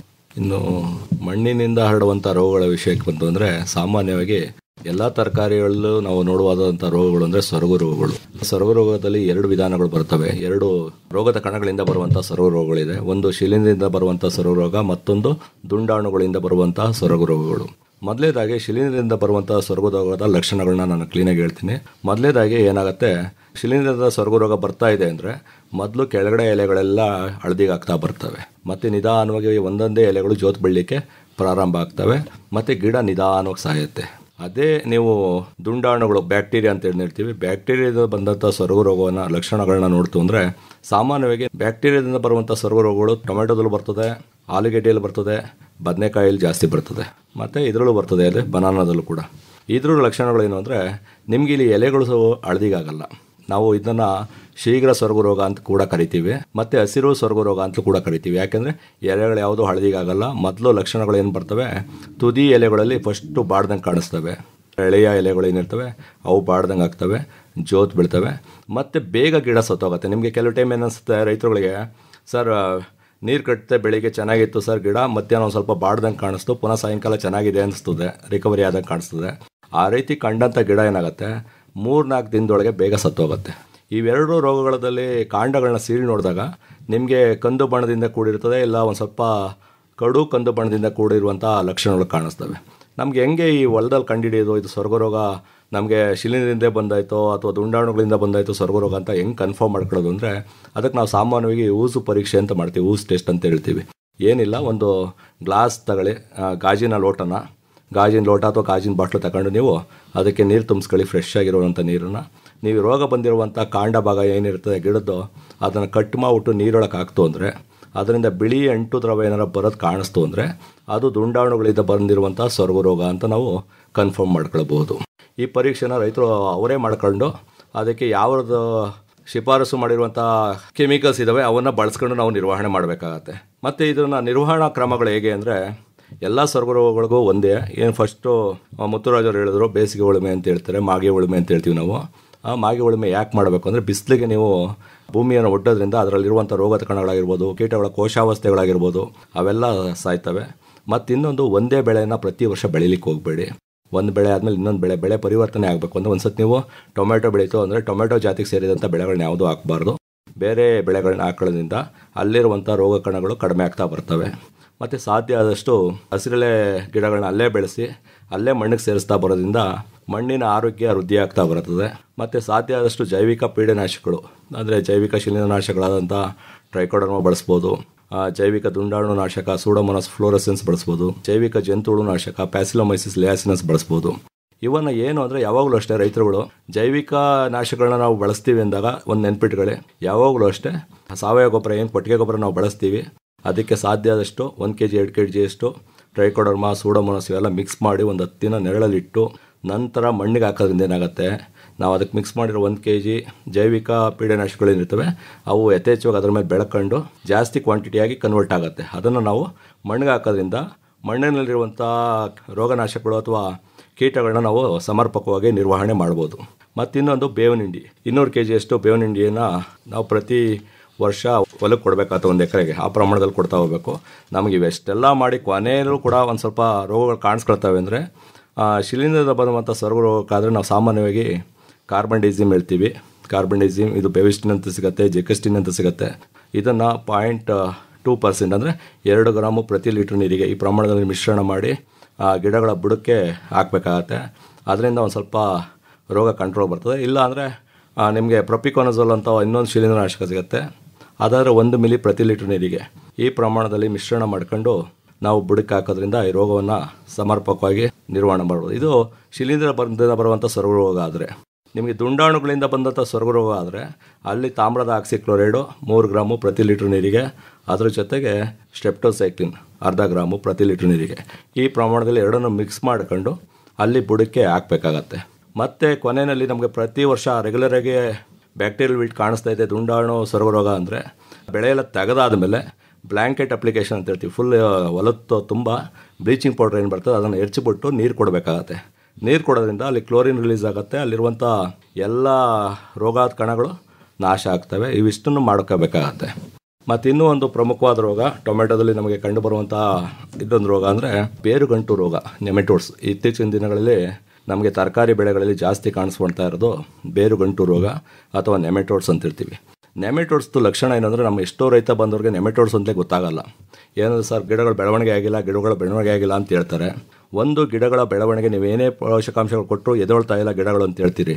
ಅಂಥ ಗಿಡಗಳನ್ನ ದಯಮಾಡಿ ಕಿತ್ತು ಬೇರನ್ನು ಪರೀಕ್ಷೆ ಮಾಡಿ, ಬೇರಲ್ಲಿ ಏನಾದ್ರು ಗಂಟುಗಳಿದ್ರೆ ಅದು ನೆಮೆಟೋಡ್ಸ್ ಅಂತ. ಒಂದು ಗಿಡಗಳ ಬೆಳವಣಿಗೆ ಆಗಲ್ಲ, ಕುಂಠಿತ ಆಗುತ್ತೆ, ಎಲೆಗಳೆಲ್ಲ ಹಳದಿಗೆ ಆಗ್ತಾ ಬರ್ತವೆ. ಅಂಥ ಗಿಡಗಳನ್ನ ಕಿತ್ತು ಬೇರನ್ನು ಪರೀಕ್ಷೆ ಮಾಡ್ತದಂದರೆ ಬೇರುಗಳಲ್ಲಿ ಗಂಟಿರ್ತವೆ. ಅಂಥ ಬೆಳೆಗಳು ನೆಮೆಟೋಡ್ಸ್ ಬಂದಿದೆ ಅಂತ ಅರ್ಥ, ಆಯಿತಾ. ಇವನ್ ನಿರ್ವಹಣೆ ಮಾಡೋದು ಹೇಗೆ ಅಂದರೆ, ನಾವು ಯಾವಾಗಲೂ ಅಷ್ಟೇ ಕೆಮಿಕಲ್ಸ್ಗೆ ಫಸ್ಟೇ ಹೋಗಬಾರ್ದು. ಕೆಮಿಕಲ್ಸ್ ಅಲ್ಲದೇ ಬೇರೆ ವಿಧಾನಗಳಿದ್ದಾವೆ. ಫಸ್ಟ್ ಅವನ್ನು ಅಳವಡಿಸ್ಕೊಂಡು ನಾವು ನಂತರ ಕೊನೆಯಲ್ಲಿ ಕೆಮಿಕಲ್ಸ್ ಬಳಸಬೇಕಾಗತ್ತೆ. ಮೊದಲೇದು ಅಂಥ ಬೆಳೆ ನಿಮಗೆ ಅಂಥ ಹೊಲದಲ್ಲೇನೋ ನೆಮೆಟೋಡ್ಸ್ ಜಾಸ್ತಿ ಆಗಿದೆ ಅಂದರೆ ಆ ಬೆಳೆ ಬೆಳೀಲಿಕ್ಕೆ ಹೋಗಬೇಡಿ. ಅದರ ಬದಲು ನೀವು ಚೆಂಡು ಹೂ ಬೆಳ್ಕೊಳ್ಬೋದು. ಒಂದು ಬೆಳೆ ಚೆಂಡು ಹೂ ಬೆಳ್ಕೊಳ್ಳಿ, ಇಲ್ಲ ಅಂದರೆ ನಸ್ಕುನಿ ವೆಲ್ವೆಟ್ ಬೀನ್ಸ್ ಅಂತ ಹೇಳ್ತೀವಿ, ಅದನ್ನು ಬೆಳೀರಿ. ಇದರಿಂದ ಏನಾಗುತ್ತೆ, ಈ ಚೆಂಡು ಮತ್ತು ನಸ್ಕುನಿನಲ್ಲಿ ಆ ಬೇರಿಂದ ಬರುವಂಥ ರಸಗಳೇನು ಮಾಡ್ತವೆ, ಆ ನೆಮೆಟೋಡ್ಸ್ನ ಸಾಯಿಸ್ತವೆ, ಇದನ್ನು ಸಪ್ರೆಸ್ ಮಾಡ್ತವೆ. ಆದ್ದರಿಂದ ಈ ಬೆಳೆಗಳನ್ನ ನಾವು ಬೆಳೆಯೋದ್ರಿಂದ ನೆಮೆಟೋಡ್ಸ್ನ ಕಡಿಮೆ ಮಾಡ್ಕೊಳ್ಬೋದು. ಮತ್ತು ಜೈವಿಕ ಜಂತುಹುಳು ನಾಶಕ ನಾನು ಆವಾಗಲೇ ಹೇಳಿದೆ, ಪ್ಯಾಸಿಲೋಮೈಸಿಸ್ ಲಿಯಾಸಿನಸ್ ಅಂತ ಒಂದು ಬರ್ತದೆ. ಅದನ್ನು ಕೂಡ ಅಷ್ಟೇ ನೀವು ಯಾವಾಗ ಕೊಟ್ಟಿಗೆ ಗೊಬ್ಬರ ಕೊಡ್ತೀರಿ ಆವಾಗ ಪುಷ್ಟೀಕರಿಸ್ಕೊಂಡು ಸಾವಯವ ಗೊಬ್ಬರನ ನಂತರ ಅದನ್ನು ಮಣ್ಣಿಗೆ ಸೇರಿಸ್ತಾ ಬರೋದ್ರಿಂದ ಆ ತತ್ಯ ಹಂತದಲ್ಲಿದ್ದಾಗಲೇ ಆ ನೆಮೆಟೋಡ್ಸ್ನ ಅದು ನಿರ್ವಹಣೆ ಮಾಡಲಿಕ್ಕೆ ಸಹಾಯ ಮಾಡ್ತದೆ. ಮತ್ತು ಬೇವಿನ ಹಿಂಡಿನ ಯಾಕೆ ಕೊಡಬೇಕು? ಬೇವಿನ ಹಿಂಡಿ ಕಳ್ತಂಗೆ ಏನಾಗುತ್ತೆ, ನಿಮಗೆ ಅಲ್ಲಿ ಕೆಲವು ಆಮ್ಲೀಯ ಅಂಶಗಳು ಬೇವಿನ ಹಿಂಡಿಯಿಂದ ರಿಲೀಸ್ ಆಗ್ತಾ ಬರ್ತವೆ. ಅವು ಜಂತುಹುಳುಗಳನ್ನು ನಾಶ ಮಾಡ್ತವೆ. ಅದಕ್ಕೋಸ್ಕರ ನಾವು ಬೇವಿನ ಹಿಂಡಿಯನ್ನು ಯಥೇಚ್ಛವಾಗಿ ಮಣ್ಣಿಗೆ ಕೊಡಲಿಕ್ಕೆ ಹೇಳ್ತೀವಿ. ಕೊನೆಯಲ್ಲಿ ಈಗ ನಾವು ಇವೆಲ್ಲ ಆಗಿ ಹಂಗೂ ನೆಮೆಟೋಡ್ಸ್ ಕಾಣಿಸ್ತಾ ಇದೆ ಒಂದೆರಡು ಗಿಡದಲ್ಲಿ ಅಂದಾಗ, ಈ ಇತ್ತೀಚಿನ ದಿನಗಳಲ್ಲಿ ಒಳ್ಳೊಳ್ಳೆ ಜಂತುಹುಳು ನಾಶಕಗಳು ಬಂದಿದ್ದಾವೆ ಮಾರ್ಕೆಟಲ್ಲಿ. ಅವನ್ನು ನಾವು ಸಮರ್ಪಕವಾಗಿ ಬಳಸ್ಕೊಳ್ಬೋದು. ಒಂದು ವೆಲಮ್ ಪ್ರೈಮ್ ಅಂತ ಒಂದು ಔಷಧಿ ಇದೆ, ಅದನ್ನು 0.6 ಮಿಲಿ ಪ್ರತಿ ಲೀಟ್ರ್ ನೀರಿಗೆ ಆ ಪ್ರಮಾಣದಲ್ಲಿ ಮಿಶ್ರಣ ಮಾಡಿ ಗಿಡದ ಬುಡಕ್ಕೂ ಸುರಿಯೋದ್ರಿಂದ ಏನಾಗುತ್ತೆ, ನೆಮೆಟೋಡ್ಸ್ ಸಾಯ್ತವೆ. ಇಲ್ಲಾಂದರೆ ಇನ್ನೊಂದು ನಿಮಿಡ್ಸ್ ಅಂತ ಅರಳು ರೂಪದ ಜಂತುಹುಳು ನಾಶಕ ಇದೆ, ಅದನ್ನು 1 ಗ್ರಾಮು ಒಂದು ಗಿಡಕ್ಕೆ ಆ ಪ್ರಮಾಣದಲ್ಲಿ ಹಾಕಿ ನಂತರ ನೀರು ಕೊಡಬೇಕಾಗತ್ತೆ. ಮತ್ತು ಇನ್ನೊಂದು ಇತ್ತೀಚಿನ ದಿನಗಳಲ್ಲಿ ಮಾರ್ಕೆಟಲ್ಲಿ ರಿಲೀಸ್ ಆಗ್ಬೋದು, ಸಾಲಿಬ್ರೋ ಅಂತ. ಇದು ಸಿಂಜೆಂಟಾ ಕಂಪ್ನಿದು. ಅವರು ಕೂಡ ಉತ್ತಮವಾದ ಜಂತುಹುಳು ನಾಶಕವನ್ನು ಮಾರ್ಕೆಟ್ಗೆ ಪರಿಚಯಿಸ್ತಾ ಇದ್ದಾರೆ. ಅದು 0.5 ಮಿಲಿ ಪ್ರತಿ ಲೀಟ್ರ್ ನೀರಿಗೆ. ಈ ಸಾಲಿಬ್ರೋ ಏನು ಅಂದರೆ, ನೀವು ಗಿಡಗಳನ್ನ ಹಾಕ್ಲಿಕ್ಕೆ ಮೊದಲೇ ನೀವು ಮಣ್ಣಿಗೆ ಸೇರಿಸ್ಬೇಕಾಗತ್ತೆ. ಎಲ್ಲ ಇತ್ತೀಚಿನ ದಿನಗಳಲ್ಲಿ ರೈತರು ಎಲ್ಲ ಮಲ್ಚ್ ಶೀಟ್ ಯೂಸ್ ಮಾಡಿ ತರಕಾರಿ ಬೆಳೆಗಳು ಬೆಳೀತಿದ್ರ. ಮತ್ತು ಹಿಂದಿನ ದಿನವೇ ಮೊದಲೇ ಅದಕ್ಕೆ ಹೋಲ್ ಮಾಡ್ಕೊಂಡಿರ್ತೀರ. ಆ ಹೋಲ್ ಮಾಡ್ಕೊಂಡಿರೋ ಜಾಗಕ್ಕೆ ನಿಮಗೆ ನೆಮೆಟೋಡ್ಸ್ ಪ್ರಾಬ್ಲಮ್ಸ್ ಇದೆ ಹೊಲದಲ್ಲಿ ಏನು ಮಂಗಿದ್ರೆ, ಆ ಹೋಲ್ ಮಾಡಿರೋ ಜಾಗಕ್ಕೆ 200 ಮಿಲಿಯಷ್ಟು ದ್ರಾವಣವನ್ನು ಸುರಿಬೇಕಾಗತ್ತೆ. ಇಲ್ಲಿ 0.5 ಮಿಲಿ ಪ್ರತಿ ಲೀಟ್ರ್ ನೀರಿಗೆ ಆ ಪ್ರಮಾಣದಲ್ಲಿ ಸಿದ್ಧ ಮಾಡ್ಕೊಂಡಂಥ 1/4 ಲೀಟ್ರ್ ನೀರನ್ನು ಅಲ್ಲಿಗೆ ಹಿಂದಿನ ಸುರಿದ್ರೆ ನೀವು ಗಿಡನ ಆಮೇಲೆ ಹಾಕೊಂಡ್ರೆ ಈ ನೆಮೆಟೋಡ್ಸ್ಗಳನ್ನ ನಿರ್ವಹಣೆ ಮಾಡ್ಬೋದು. ಇನ್ನು ಕೀಟಗಳ ಹತೋಟಿಗೆ ಮೋಹಕ ಬಲೆಗಳನ್ನು ಕೂಡ ನಾವು ಉಪಯೋಗಿಸ್ಬೋದು. ಕಾಯಿ ಕೊರಿಯುವಂಥ ಹುಳುಗೆ ಮೋಹಕ ಬಲೆ ಸಿಗುತ್ತೆ. ಇದನ್ನು 1 ಎಕರೆಗೆ 4 ರಿಂದ 5 ಮೋಹಕ ಬಲೆಗಳನ್ನ ನಾವು ಉಪಯೋಗಿಸ್ಬೇಕಾಗತ್ತೆ. ಇದನ್ನು ನೀವು ಹೂ ಬಿಡುವಂಥ ಹಂತದಲ್ಲಿ ಉಪಯೋಗಿಸ್ಬೇಕು. ನಂತರದಲ್ಲಿ ಸ್ಪೋಡಾಪ್ಟರ ಅನ್ನುವಂಥ ಎಲೆ ತಿನ್ನುವಂಥ ಕೀಟಕ್ಕೂ ಕೂಡ ಮೋಹಕ ಬಲೆಗಳು ಲಭ್ಯ ಇರುತ್ತೆ. ಅದು ಕೂಡ ಪ್ರತಿ ಎಕರೆಗೆ 4 ರಿಂದ 5 ಮೋಹಕ ಬಲೆಗಳನ್ನ ಉಪಯೋಗಿಸ್ಬೇಕು. ಇದನ್ನು ನಾಟಿ ಮಾಡಿದ ನಂತರದಿಂದ ಶುರು ಮಾಡಬೇಕಾಗತ್ತೆ.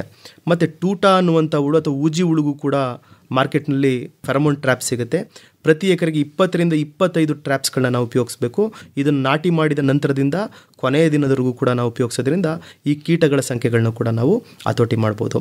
ಮತ್ತು ಈ ಸ್ಪೋಡಾಪ್ಟರ ಅನ್ನುವಂಥ ಎಲೆ ತಿನ್ನುವಂಥ ಕೀಟ ಒಂದು ಸಾರಿ ಮರಿಹುಳುಗಳು ದೊಡ್ಡದಾದಾಗ ಅದನ್ನು ಹತೋಟಿ ಮಾಡೋದು ಕಷ್ಟ ಆಗುತ್ತೆ. ಕೀಟನಾಶಕಗಳು ಅಷ್ಟು ಪರಿಣಾಮಕಾರಿಯಾಗಿರುವುದಿಲ್ಲ. ಅಂಥ ಟೈಮಲ್ಲಿ ವಿಷದ ಹಿಟ್ಟನ್ನು ಉಪಯೋಗಿಸಿ ಕೂಡ ನಾವು ಈ ಕೀಟನ ಹತೋಟಿ ಮಾಡ್ಬೋದು. ಯಾವ ರೀತಿ ಉಪಯೋಗಿಸ್ಬೇಕು ಅಂತಂದರೆ, 10 kg ಅಕ್ಕಿ ತೌಡು ತಗೋಬೇಕು, ಅದಕ್ಕೆ 1 kg ಅಷ್ಟು ಬೆಲ್ಲನ ಮಿಕ್ಸ್ ಮಾಡ್ಕೋಬೇಕು, ಜೊತೆಗೆ 1 kg ಅಷ್ಟು ರಾಸಾಯನಿಕ ಕೀಟನಾಶಕವನ್ನು ಮಿಕ್ಸ್ ಮಾಡಿ ಸಂಜೆಯ ಸಮಯದಲ್ಲಿ ಗಿಡದ ಬುಡಕ್ಕೆ ಇದನ್ನು ಹಾಕೋದ್ರಿಂದ ಈ ಕೀಟಗಳು ವಿಷದ ಹಿಟ್ಟನ್ನು ತಿಂದು ಸಾಯ್ತವೆ. ನಂತರದಲ್ಲಿ ಪರತಂತ್ರ ಜೀವಿಗಳನ್ನು ಕೂಡ ನಾವು ಉಪಯೋಗಿಸ್ಬೋದು. ಟ್ರೈಕೋಗ್ರಾಮ ಅನ್ನುವಂಥ ಒಂದು ಪ್ಯಾರಾಸಿಟಾಯ್ಡ್ ಅಂತ ಕರಿತೀವಿ. ಇದನ್ನು ಉಪಯೋಗಿಸೋದ್ರಿಂದ ಈ ಕಾಯಿ ಕೊರಿಯುವಂಥ ಹುಳುಗಳನ್ನು ನೀವು ಹತೋಟಿ ಮಾಡ್ಬೋದು. ಇದು ಎಲ್ಲಿ ಸಿಗುತ್ತೆ ಅಂತಂದರೆ, ಉದಾಹರಣೆಗೆ ಕೃಷಿ ಇಲಾಖೆಯಲ್ಲಿ ಲ್ಯಾಬ್ರೇಟರಿಗಳಿದೆ, ಆ ಲ್ಯಾಬ್ರೇಟರಿಗಳಲ್ಲಿ ಸಿಗುತ್ತೆ. ನನಗೆ ತಿಳಿದಿರೋ ಹಾಗೆ ಮಂಡ್ಯದಲ್ಲಿ ಇರುವಂಥ ರೈತರು ಪರತಂತ್ರ ಜೀವಿ ಲ್ಯಾಬ್ರೇಟರಿಗೆ ಹೋಗಿ ನೀವು ಟ್ರೈಕೋಗ್ರಾಮವನ್ನು ತಗೊಂಡು ಉಪಯೋಗಿಸೋದ್ರಿಂದ ಟೊಮೆಟೊ ಬೆಳೆಯಲ್ಲಿ ಕಾಯಿ ಕೊರಿಯುವಂಥ ಹುಳುಗಳನ್ನ ನೀವು ಹತೋಟಿ ಮಾಡ್ಬೋದು. ಇದನ್ನು ಪ್ರತಿ ವಾರಕ್ಕೊಮ್ಮೆ 20,000 ಟ್ರೈಕೋಗ್ರಾಮವನ್ನು ನೀವು ಬಿಡಬೇಕಾಗತ್ತೆ. ಇದನ್ನು ಕನಿಷ್ಠ 5ರಿಂದ 6 ಬಾರಿ ನೀವು ತೋಟಕ್ಕೆ ಬಿಡಬೇಕಾಗತ್ತೆ. ಮತ್ತು ಜೈವಿಕ ಕೀಟನಾಶಕಗಳನ್ನು ಕೂಡ ನಾವು ಉಪಯೋಗಿಸ್ಬೋದು. ಕೆಲವಷ್ಟು ವೈರಸ್ ಮೂಲದ ಕೀಟನಾಶಕಗಳು ಸಿಗುತ್ತೆ. HANPV, SLNPV ಅಂತ ಕೆಲವಷ್ಟು ಕೀಟನಾಶಕಗಳನ್ನ ಉಪಯೋಗಿಸ್ಬೋದು. ಅದೇ ರೀತಿ ಬ್ಯಾಕ್ಟೀರಿಯಾ ಮೂಲದ ಕೀಟನಾಶಕವನ್ನು ಕೂಡ ನಾವು ಉಪಯೋಗಿಸ್ಬೋದು. ಡೈಪೆಲ್ ಅಂತ ಸಿಗುತ್ತೆ, ಅದನ್ನು ಕೂಡ ಉಪಯೋಗಿಸೋದ್ರಿಂದ ಈ ಎಲೆ ತಿನ್ನುವಂಥ ಕೀಟ ಮತ್ತು ಕಾಯಿ ಕೊರಿಯುವಂಥ ಕೀಟಗಳನ್ನ ನೀವು ಜೈವಿಕ ಕ್ರಮದಲ್ಲಿ ನೀವು ಹತೋಟಿ ಮಾಡ್ಬೋದು. ಜೊತೆಗೆ ಬೇವಿನ ಮೂಲದ ಕೀಟನಾಶಕಗಳನ್ನು ಕೂಡ ನಾವು ಉಪಯೋಗಿಸ್ಬೋದು. ಅಜಾಡಿರೆಕ್ಟಿನ್ 1% ಅಂತ ಹೇಳಿ ಮಾರ್ಕೆಟಲ್ಲಿ ಸಿಗುತ್ತೆ. ಅದನ್ನು ಪ್ರತಿ ಲೀಟರ್ ನೀರಿಗೆ 2.5 ಮಿಲಿಯಷ್ಟು ಹಾಕೊಂಡು ಸಿಂಪಡಣೆ ಮಾಡ್ಬೋದು. ಹಾಗೂ ಅಜಾಡಿರೆಕ್ಟಿನ್ 5% ಅಂತ ಏನಾದರೂ ನೀವು ಸಿಗುತ್ತೆ ಅನ್ನೋದಾದರೆ ಅದನ್ನು ಪ್ರತಿ ಲೀಟರ್ಗೆ 0.5 ಮಿಲಿಯಷ್ಟು ಹಾಕೊಂಡು ಸಿಂಪಡಣೆ ಮಾಡ್ಬೋದು. ಅಥವಾ ಬೇವಿನ ಬೀಜದ ಕಷಾಯವನ್ನು ನೀವೇ ಸಿದ್ಧಪಡಿಸ್ಕೊಂಡು ಸಿಂಪಡಣೆ ಮಾಡ್ಬೋದು. ಬೇವಿನ ಬೀಜದ ಕಷಾಯವನ್ನು 5% ಅಷ್ಟು ನೀವು ರೆಡಿ ಮಾಡ್ಕೋಬೇಕು. ಸೊ 5 kg ಬೇವಿನ ಬೀಜಕ್ಕೆ 100 ಲೀಟ್ರಷ್ಟು ಬೇವಿನ ಬೀಜದ ಪುಡಿಗೆ 100 ಲೀಟ್ರಷ್ಟು ನೀರಿಗೆ ಅದನ್ನು ಮಿಕ್ಸ್ ಮಾಡಿ ನಂತರದಲ್ಲಿ ಅದನ್ನು ಸೋಸ್ಕೊಂಡು ನೀವು ಅದನ್ನು ಸಿಂಪಡಣೆ ಮಾಡೋದ್ರಿಂದ ಎಲೆ ತಿನ್ನುವಂಥ ಕೀಟ, ರಸ ಇರುವಂಥ ಕೀಟ ಹಾಗೂ ಕಾಯಿ ಕೊರಿಯುವಂಥ ಕೀಟಗಳು ಕೂಡ ಮತ್ತು ರಂಗೋಲಿ ಹುಳುಕು ಕೂಡ ಇದು ಭಾಳ ಚೆನ್ನಾಗಿ ಕೆಲಸ ಮಾಡುತ್ತೆ. ಅವಶ್ಯಕತೆ ಇದ್ದಾಗ ಮಾತ್ರ ನಾವು ರಾಸಾಯನಿಕ ಕೀಟನಾಶಕಗಳನ್ನ ಉಪಯೋಗಿಸ್ಬೇಕಾಗತ್ತೆ. ಉದಾಹರಣೆಗೆ ಕಾಯಿ ಕೊರಿಯುವಂಥ ಹುಳು ಅಥವಾ ಟೂಟ ಅನ್ನುವಂಥ ಹುಳುಗೆ ಮಾರ್ಕೆಟ್ನಲ್ಲಿ ಹಲವಷ್ಟು ಕೀಟನಾಶಕಗಳು ಸಿಗುತ್ತೆ. ಅದರಲ್ಲಿ ಯಾವುದಾದ್ರೂ ಒಂದು ಕೀಟನಾಶಕವನ್ನು ಸಿಂಪಡಣೆ ಮಾಡಿದ್ರೆ ನೀವು ಇದನ್ನು ಪರಿಣಾಮಕಾರಿಯಾಗಿ ಹತೋಟಿ ಮಾಡ್ಬೋದು. ಉದಾಹರಣೆಗೆ ಕಾಯಿ ಕೊರಿಯುವಂಥ ಹುಳು ಅಥವಾ ಟೂಟ ಅನ್ನುವಂಥ ಹುಳುಗೆ ಫ್ಲೂಬೆಂಡಿಯಮೈಡ್ ಅಂತ ಒಂದು ಕೀಟನಾಶಕ ಸಿಗುತ್ತೆ. ಪ್ರತಿ ಲೀಟರ್ ನೀರಿಗೆ 0.3 ಮಿಲಿಯಷ್ಟು ಹಾಕೊಂಡು ಸಿಂಪಡಣೆ ಮಾಡಬೇಕು. ಅಥವಾ ಕ್ಲೋರಾಂಥ್ರನಿಲಿಪ್ರೋಲ್ ಅನ್ನುವಂಥ ಒಂದು ಕೀಟನಾಶಕ 0.3 ಮಿಲಿ, ಅಥವಾ ಸ್ಪೈನೋಸಾಯ್ಡ್ ಅನ್ನುವಂಥ ಒಂದು ಕೀಟನಾಶಕ 0.3 ಮಿಲಿ, ಅಥವಾ ಸಯಾಂಟ್ರನಿಲಿಪ್ರೋಲ್ ಅನ್ನುವಂಥ ಒಂದು ಕೀಟನಾಶಕವನ್ನು 1.8 ಮಿಲಿಯಷ್ಟು ಹಾಕೊಂಡು ನೀವು ಸಿಂಪಡಣೆ ಮಾಡ್ಬೋದು. ರಂಗೋಲಿ ಹುಳು ಏನಾದರೂ ಹೆಚ್ಚಿನ ಪ್ರಮಾಣದಲ್ಲಿದೆ ಅಂದರೆ ನೀವು ಕೀಟನಾಶಕವನ್ನು ಸಿಂಪಡಣೆ ಮಾಡ್ಬೋದು. ಸೈಪರ್ಮೆಥ್ರಿನ್ ಅನ್ನುವಂಥ ಒಂದು ಕೀಟನಾಶಕವನ್ನು ಪ್ರತಿ ಲೀಟರ್ ನೀರಿಗೆ 1 ಮಿಲಿಯಷ್ಟು ಹಾಕೊಂಡು ಸಿಂಪಡಣೆ ಮಾಡಬೇಕು. ಅಥವಾ ಫಿಪ್ರೋನಿಲ್ 5SC ಎನ್ನುವಂಥ ಕೀಟನಾಶಕವನ್ನು 2 ಮಿಲಿಯಷ್ಟು ಹಾಕೊಂಡು ಸಿಂಪಡಣೆ ಮಾಡ್ಬೋದು. ಅದೇ ರೀತಿ ಬಿಳಿ ನೊಣಕ್ಕೆ ಡಯಾಫೆನ್ಥ್ಯೂರಾನ್ ಅನ್ನುವಂಥ ಕೀಟನಾಶಕವನ್ನು ಸಿಂಪಡಣೆ ಮಾಡ್ಬೋದು. ಅಥವಾ ಅಸಿಟಮಪ್ರಿಡ್ ಅನ್ನುವಂಥ ಒಂದು ಕೀಟನಾಶಕವನ್ನಾದರೂ ಸಿಂಪಡಣೆ ಮಾಡ್ಬೋದು. ಥ್ರಿಪ್ಸ್ ಅನ್ನುವಂಥ ಕೀಟಕ್ಕೆ ಸ್ಪೈನೋಸಾಯ್ಡ್ ಅನ್ನುವಂಥ ಕೀಟನಾಶಕ, ಫಿಪ್ರೋನಿಲ್ ಅಥವಾ ಫ್ಲುಕ್ಸಮಟೈಡ್ ಅಥವಾ ಥಯಾಮೆಥಾಕ್ಸಾಮ್ ಅನ್ನುವಂಥ ಕೀಟನಾಶಕವನ್ನು ಯಾವುದಾರ ಒಂದನ್ನ ಸಿಂಪಡಣೆ ಮಾಡ್ಬೋದು. ಮತ್ತು ರೆಡ್ ಸ್ಪೈಡರ್ ಮೈಟ್ಗೆ ನೀವು ಪ್ರೊಪರ್ಗೈಟ್ ಅನ್ನುವಂಥ ಒಂದು ಕೀಟನಾಶಕ ಅಥವಾ ಫೆನಾಜಕ್ವಿನ್ ಅನ್ನುವಂಥ ಒಂದು ಕೀಟನಾಶಕವನ್ನು ಸಿಂಪಡಣೆ ಮಾಡೋದ್ರಿಂದ ಈ ಕೀಟಗಳನ್ನ ರಾಸಾಯನಿಕವಾಗಿಯೂ ಕೂಡ ನೀವು ಹತೋಟಿ ಮಾಡ್ಬೋದು. ಕೆಲವಷ್ಟು ಮುನ್ನೆಚ್ಚರಿಕೆ ಕ್ರಮಗಳನ್ನು ಕೂಡ ನೀವು ಉಪಯೋಗಿಸಬೇಕಾಗತ್ತೆ. ಆಲ್ರೆಡಿ ಸುದರ್ಶನ್ ಅವರು ಹೇಳಿರೋ ರೀತಿ ನೀವು ಸ್ಟಿಕ್ಕರ್ ಅಥವಾ ಸ್ಪ್ರೆಡರ್ನ ಕಂಪಲ್ಸರಿ ಹಾಕೋಬೇಕಾಗುತ್ತೆ. ನಂತರದಲ್ಲಿ ಒಂದೇ ಥರವಾದ ಕೀಟನಾಶಕ ಆಗ್ಬೋದು, ಶಿಲೀಂಧ್ರನಾಶಕವನ್ನು ಪದೇ ಪದೇ ಉಪಯೋಗಿಸೋದ್ರಿಂದ ಅದು ಕೆಲಸ ಮಾಡುವಂಥ ಶಕ್ತಿಯನ್ನು ಕಳ್ಕೊಳ್ಳುತ್ತೆ. ನಂತರದಲ್ಲಿ ಸಿಂಪಡಣೆ ಮತ್ತು ಕಟಾವಿಗೆ ಇರುವಂಥ ಅಂತರವನ್ನು ನೀವು ಕಾಪಾಡ್ಕೋಬೇಕು. ಇವತ್ತು ಸಿಂಪಡಣೆ ಮಾಡಿ ನಾಳೆನೇ ನೀವು ಅದನ್ನು ಹಣ್ಣುಗಳನ್ನ ಕಟಾವು ಮಾಡಬಾರ್ದು. ಕನಿಷ್ಠ ಒಂದು 5ರಿಂದ 7 ದಿನಗಳಾದರೂ ನೀವು ಸಿಂಪಡಣೆ ಮತ್ತು ಕಟಾವಿಗೆ ಇರುವಂಥ ದಿನವನ್ನು ಕಾಪಾಡಬೇಕಾಗತ್ತೆ. ಮತ್ತು ಸಂಜೆಯ ಸಮಯದಲ್ಲಿ ನೀವು ಕೀಟನಾಶಕವನ್ನು ಸಿಂಪಡಣೆ ಮಾಡಬೇಕು. ಯಾಕೆಂದರೆ ಈ ಜೇನು ಹುಳುಗಳು ಸಂಜೆಯ ಸಮಯದಲ್ಲಿ ಕಡಿಮೆ ಇರುತ್ತೆ, ಕಾಯಿ ಕಚ್ಚುವಿಕೆ ಕಡಿಮೆ ಆಗಿಬಿಡುತ್ತೆ ನೀವೇನಾದರೂ ಬೆಳಗ್ಗೆ ಟೈಮ್ ಸಿಂಪಡಣೆ ಮಾಡಿದ್ರೆ. ಅದಲ್ಲದೆ ಹೂವು ಮತ್ತು ಕಾಯಿ ಬಿಡುವಂಥ ಸಂದರ್ಭದಲ್ಲಿ ಈ ಗ್ರೀನ್ ಲೇಬಲ್ಡ್ ಕೆಮಿಕಲ್ ಅಂತ ಕರಿತೀವಿ ಅಥವಾ ಸೇಫ್ ಕೆಮಿಕಲ್ಸ್ನ ನಾವು ಉಪಯೋಗಿಸೋದ್ರಿಂದ ಈ ಕೀಟಗಳನ್ನ ಸಮಗ್ರವಾಗಿ ಹತೋಟಿ ಮಾಡ್ಬೋದು ಸರ್. ಆತ್ಮೀಯ ಕೇಳುಗರೆ, ಇದೇ ತಿಂಗಳ 19ರಂದು ಬುಧವಾರ ಬೆಳಗ್ಗೆ 10 ಗಂಟೆಗೆ ರೇಷ್ಮೆ ಐಸಿರಿ ಬಾನುಲಿ ಸರಣಿಯ ಮುಕ್ತ ಪರೀಕ್ಷೆ ಹಾಗೂ ಸಮಾರೋಪ ಸಮಾರಂಭ ಏರ್ಪಾಡಾಗಿದೆ. ರೇಷ್ಮೆ ಐಸಿರಿ ಬೆಳೆಯಲು ಕೃಷಿಕರ ಪಾಲಿಗೆ ಸಿರಿಸಿರಿ. ಈ ಕಾರ್ಯಕ್ರಮ ಕೇಂದ್ರ ರೇಷ್ಮೆ ಸಂಶೋಧನೆ ಹಾಗೂ ತರಬೇತಿ ಸಂಸ್ಥೆಯ ಆವರಣದಲ್ಲಿ ನಡೆಯಲಿದೆ. ರೇಷ್ಮೆ ಐಸಿರಿ ಬಾನುಲಿ ಸರಣಿಯ ಕೇಳುಗರು ಹಾಗೂ ಆಸಕ್ತರು ಈ ಕಾರ್ಯಕ್ರಮದಲ್ಲಿ ಭಾಗವಹಿಸಬಹುದು. ಗಮನಿಸಿ, ಈ ತಿಂಗಳ 19ರಂದು ಬುಧವಾರ ಬೆಳಗ್ಗೆ 10 ಗಂಟೆಗೆ ರೇಷ್ಮೆ ಐಸಿರಿ ಬಾನುಲಿ ಸರಣಿಯ ಮುಕ್ತ ಪರೀಕ್ಷೆ ಹಾಗೂ ಸಮಾರೋಪ ಸಮಾರಂಭ ಮೈಸೂರಿನ CSRTI ಸಂಸ್ಥೆ ಆವರಣದಲ್ಲಿ ನಡೆಯಲಿದೆ. ಹಿಪ್ಪು ನೇರಳೆ ಸೊಪ್ಪನ್ನು ತಿಂದು ಹೊನ್ನದಾರದ ಗೂಡನ್ನು ನೇಯ್ದು ರೈತನ ಆದಾಯ ಸುಸ್ಥಿರ ಮಾಡುವ ಕೌತುಕ ಬೆಳೆಯ ರೇಷ್ಮೆ ಐಸಿರಿ. ಬನ್ನಿ, ಭಾಗವಹಿಸಿ. ಹಸಿರು ಹೊನ್ನಿದು ಮಣ್ಣಲ್ಲಿ ಬೆಳೆಯುವ ಬಂಗಾರ. ಬಹುಮಾನ ಗೆಲ್ಲಿ. ತಾಂತ್ರಿಕ ಜ್ಞಾನ ನಿಮ್ಮದಾಗಿಸಿಕೊಳ್ಳಿ. ಹೆಚ್ಚಿನ ಮಾಹಿತಿಯನ್ನು ತಮ್ಮಿಂದಲೇ ನೇರವಾಗಿ ಪಡಿಬೇಕು ಅಂತಂದರೆ ಸಂಪರ್ಕಕ್ಕಾಗಿ ತಮ್ಮ ಮೊಬೈಲ್ ಸಂಖ್ಯೆ ಏನು ಡಾಕ್ಟರ್ ಸುದರ್ಶನ್ ಅವರೇ? 9945283249. ಇನ್ನೊಮ್ಮೆ 9945283249. ಇನ್ನೂ ಒಂದು ಸರಿ ಹೇಳ್ಬಿಡಿ. 9945283249. ತಮ್ಮದು ಡಾಕ್ಟರ್ ಮುತ್ತುರಾಜ್ ಅವರೇ? 890470461461. ಇನ್ನೊಮ್ಮೆ 890470461461. ಇನ್ನೂ ಒಂದು ಸರಿ ಹೇಳ್ಬಿಡಿ ಸರ್. 890470461461. ಒಳ್ಳೆಯದು ಡಾಕ್ಟರ್ ಮುತ್ತುರಾಜ್ ಅವರೇ ಹಾಗೂ ಡಾಕ್ಟರ್ ಸುದರ್ಶನ್ ಅವರೇ, ಇದುವರೆಗೂ ಟೊಮ್ಯಾಟೊ ಬೆಳೆಯಲ್ಲಿ ಕಂಡುಬರುವ ಕೀಟ ರೋಗಗಳ ಸಮಗ್ರ ನಿರ್ವಹಣೆಗೆ ಸಂಬಂಧಪಟ್ಟಂತೆ ಬಹಳ ಉಪಯುಕ್ತವಾದ ಮಾಹಿತಿ ನೀಡಿದ್ರಿ. ವಂದನೆಗಳು. ನಮಸ್ಕಾರ. ನಮಸ್ಕಾರ.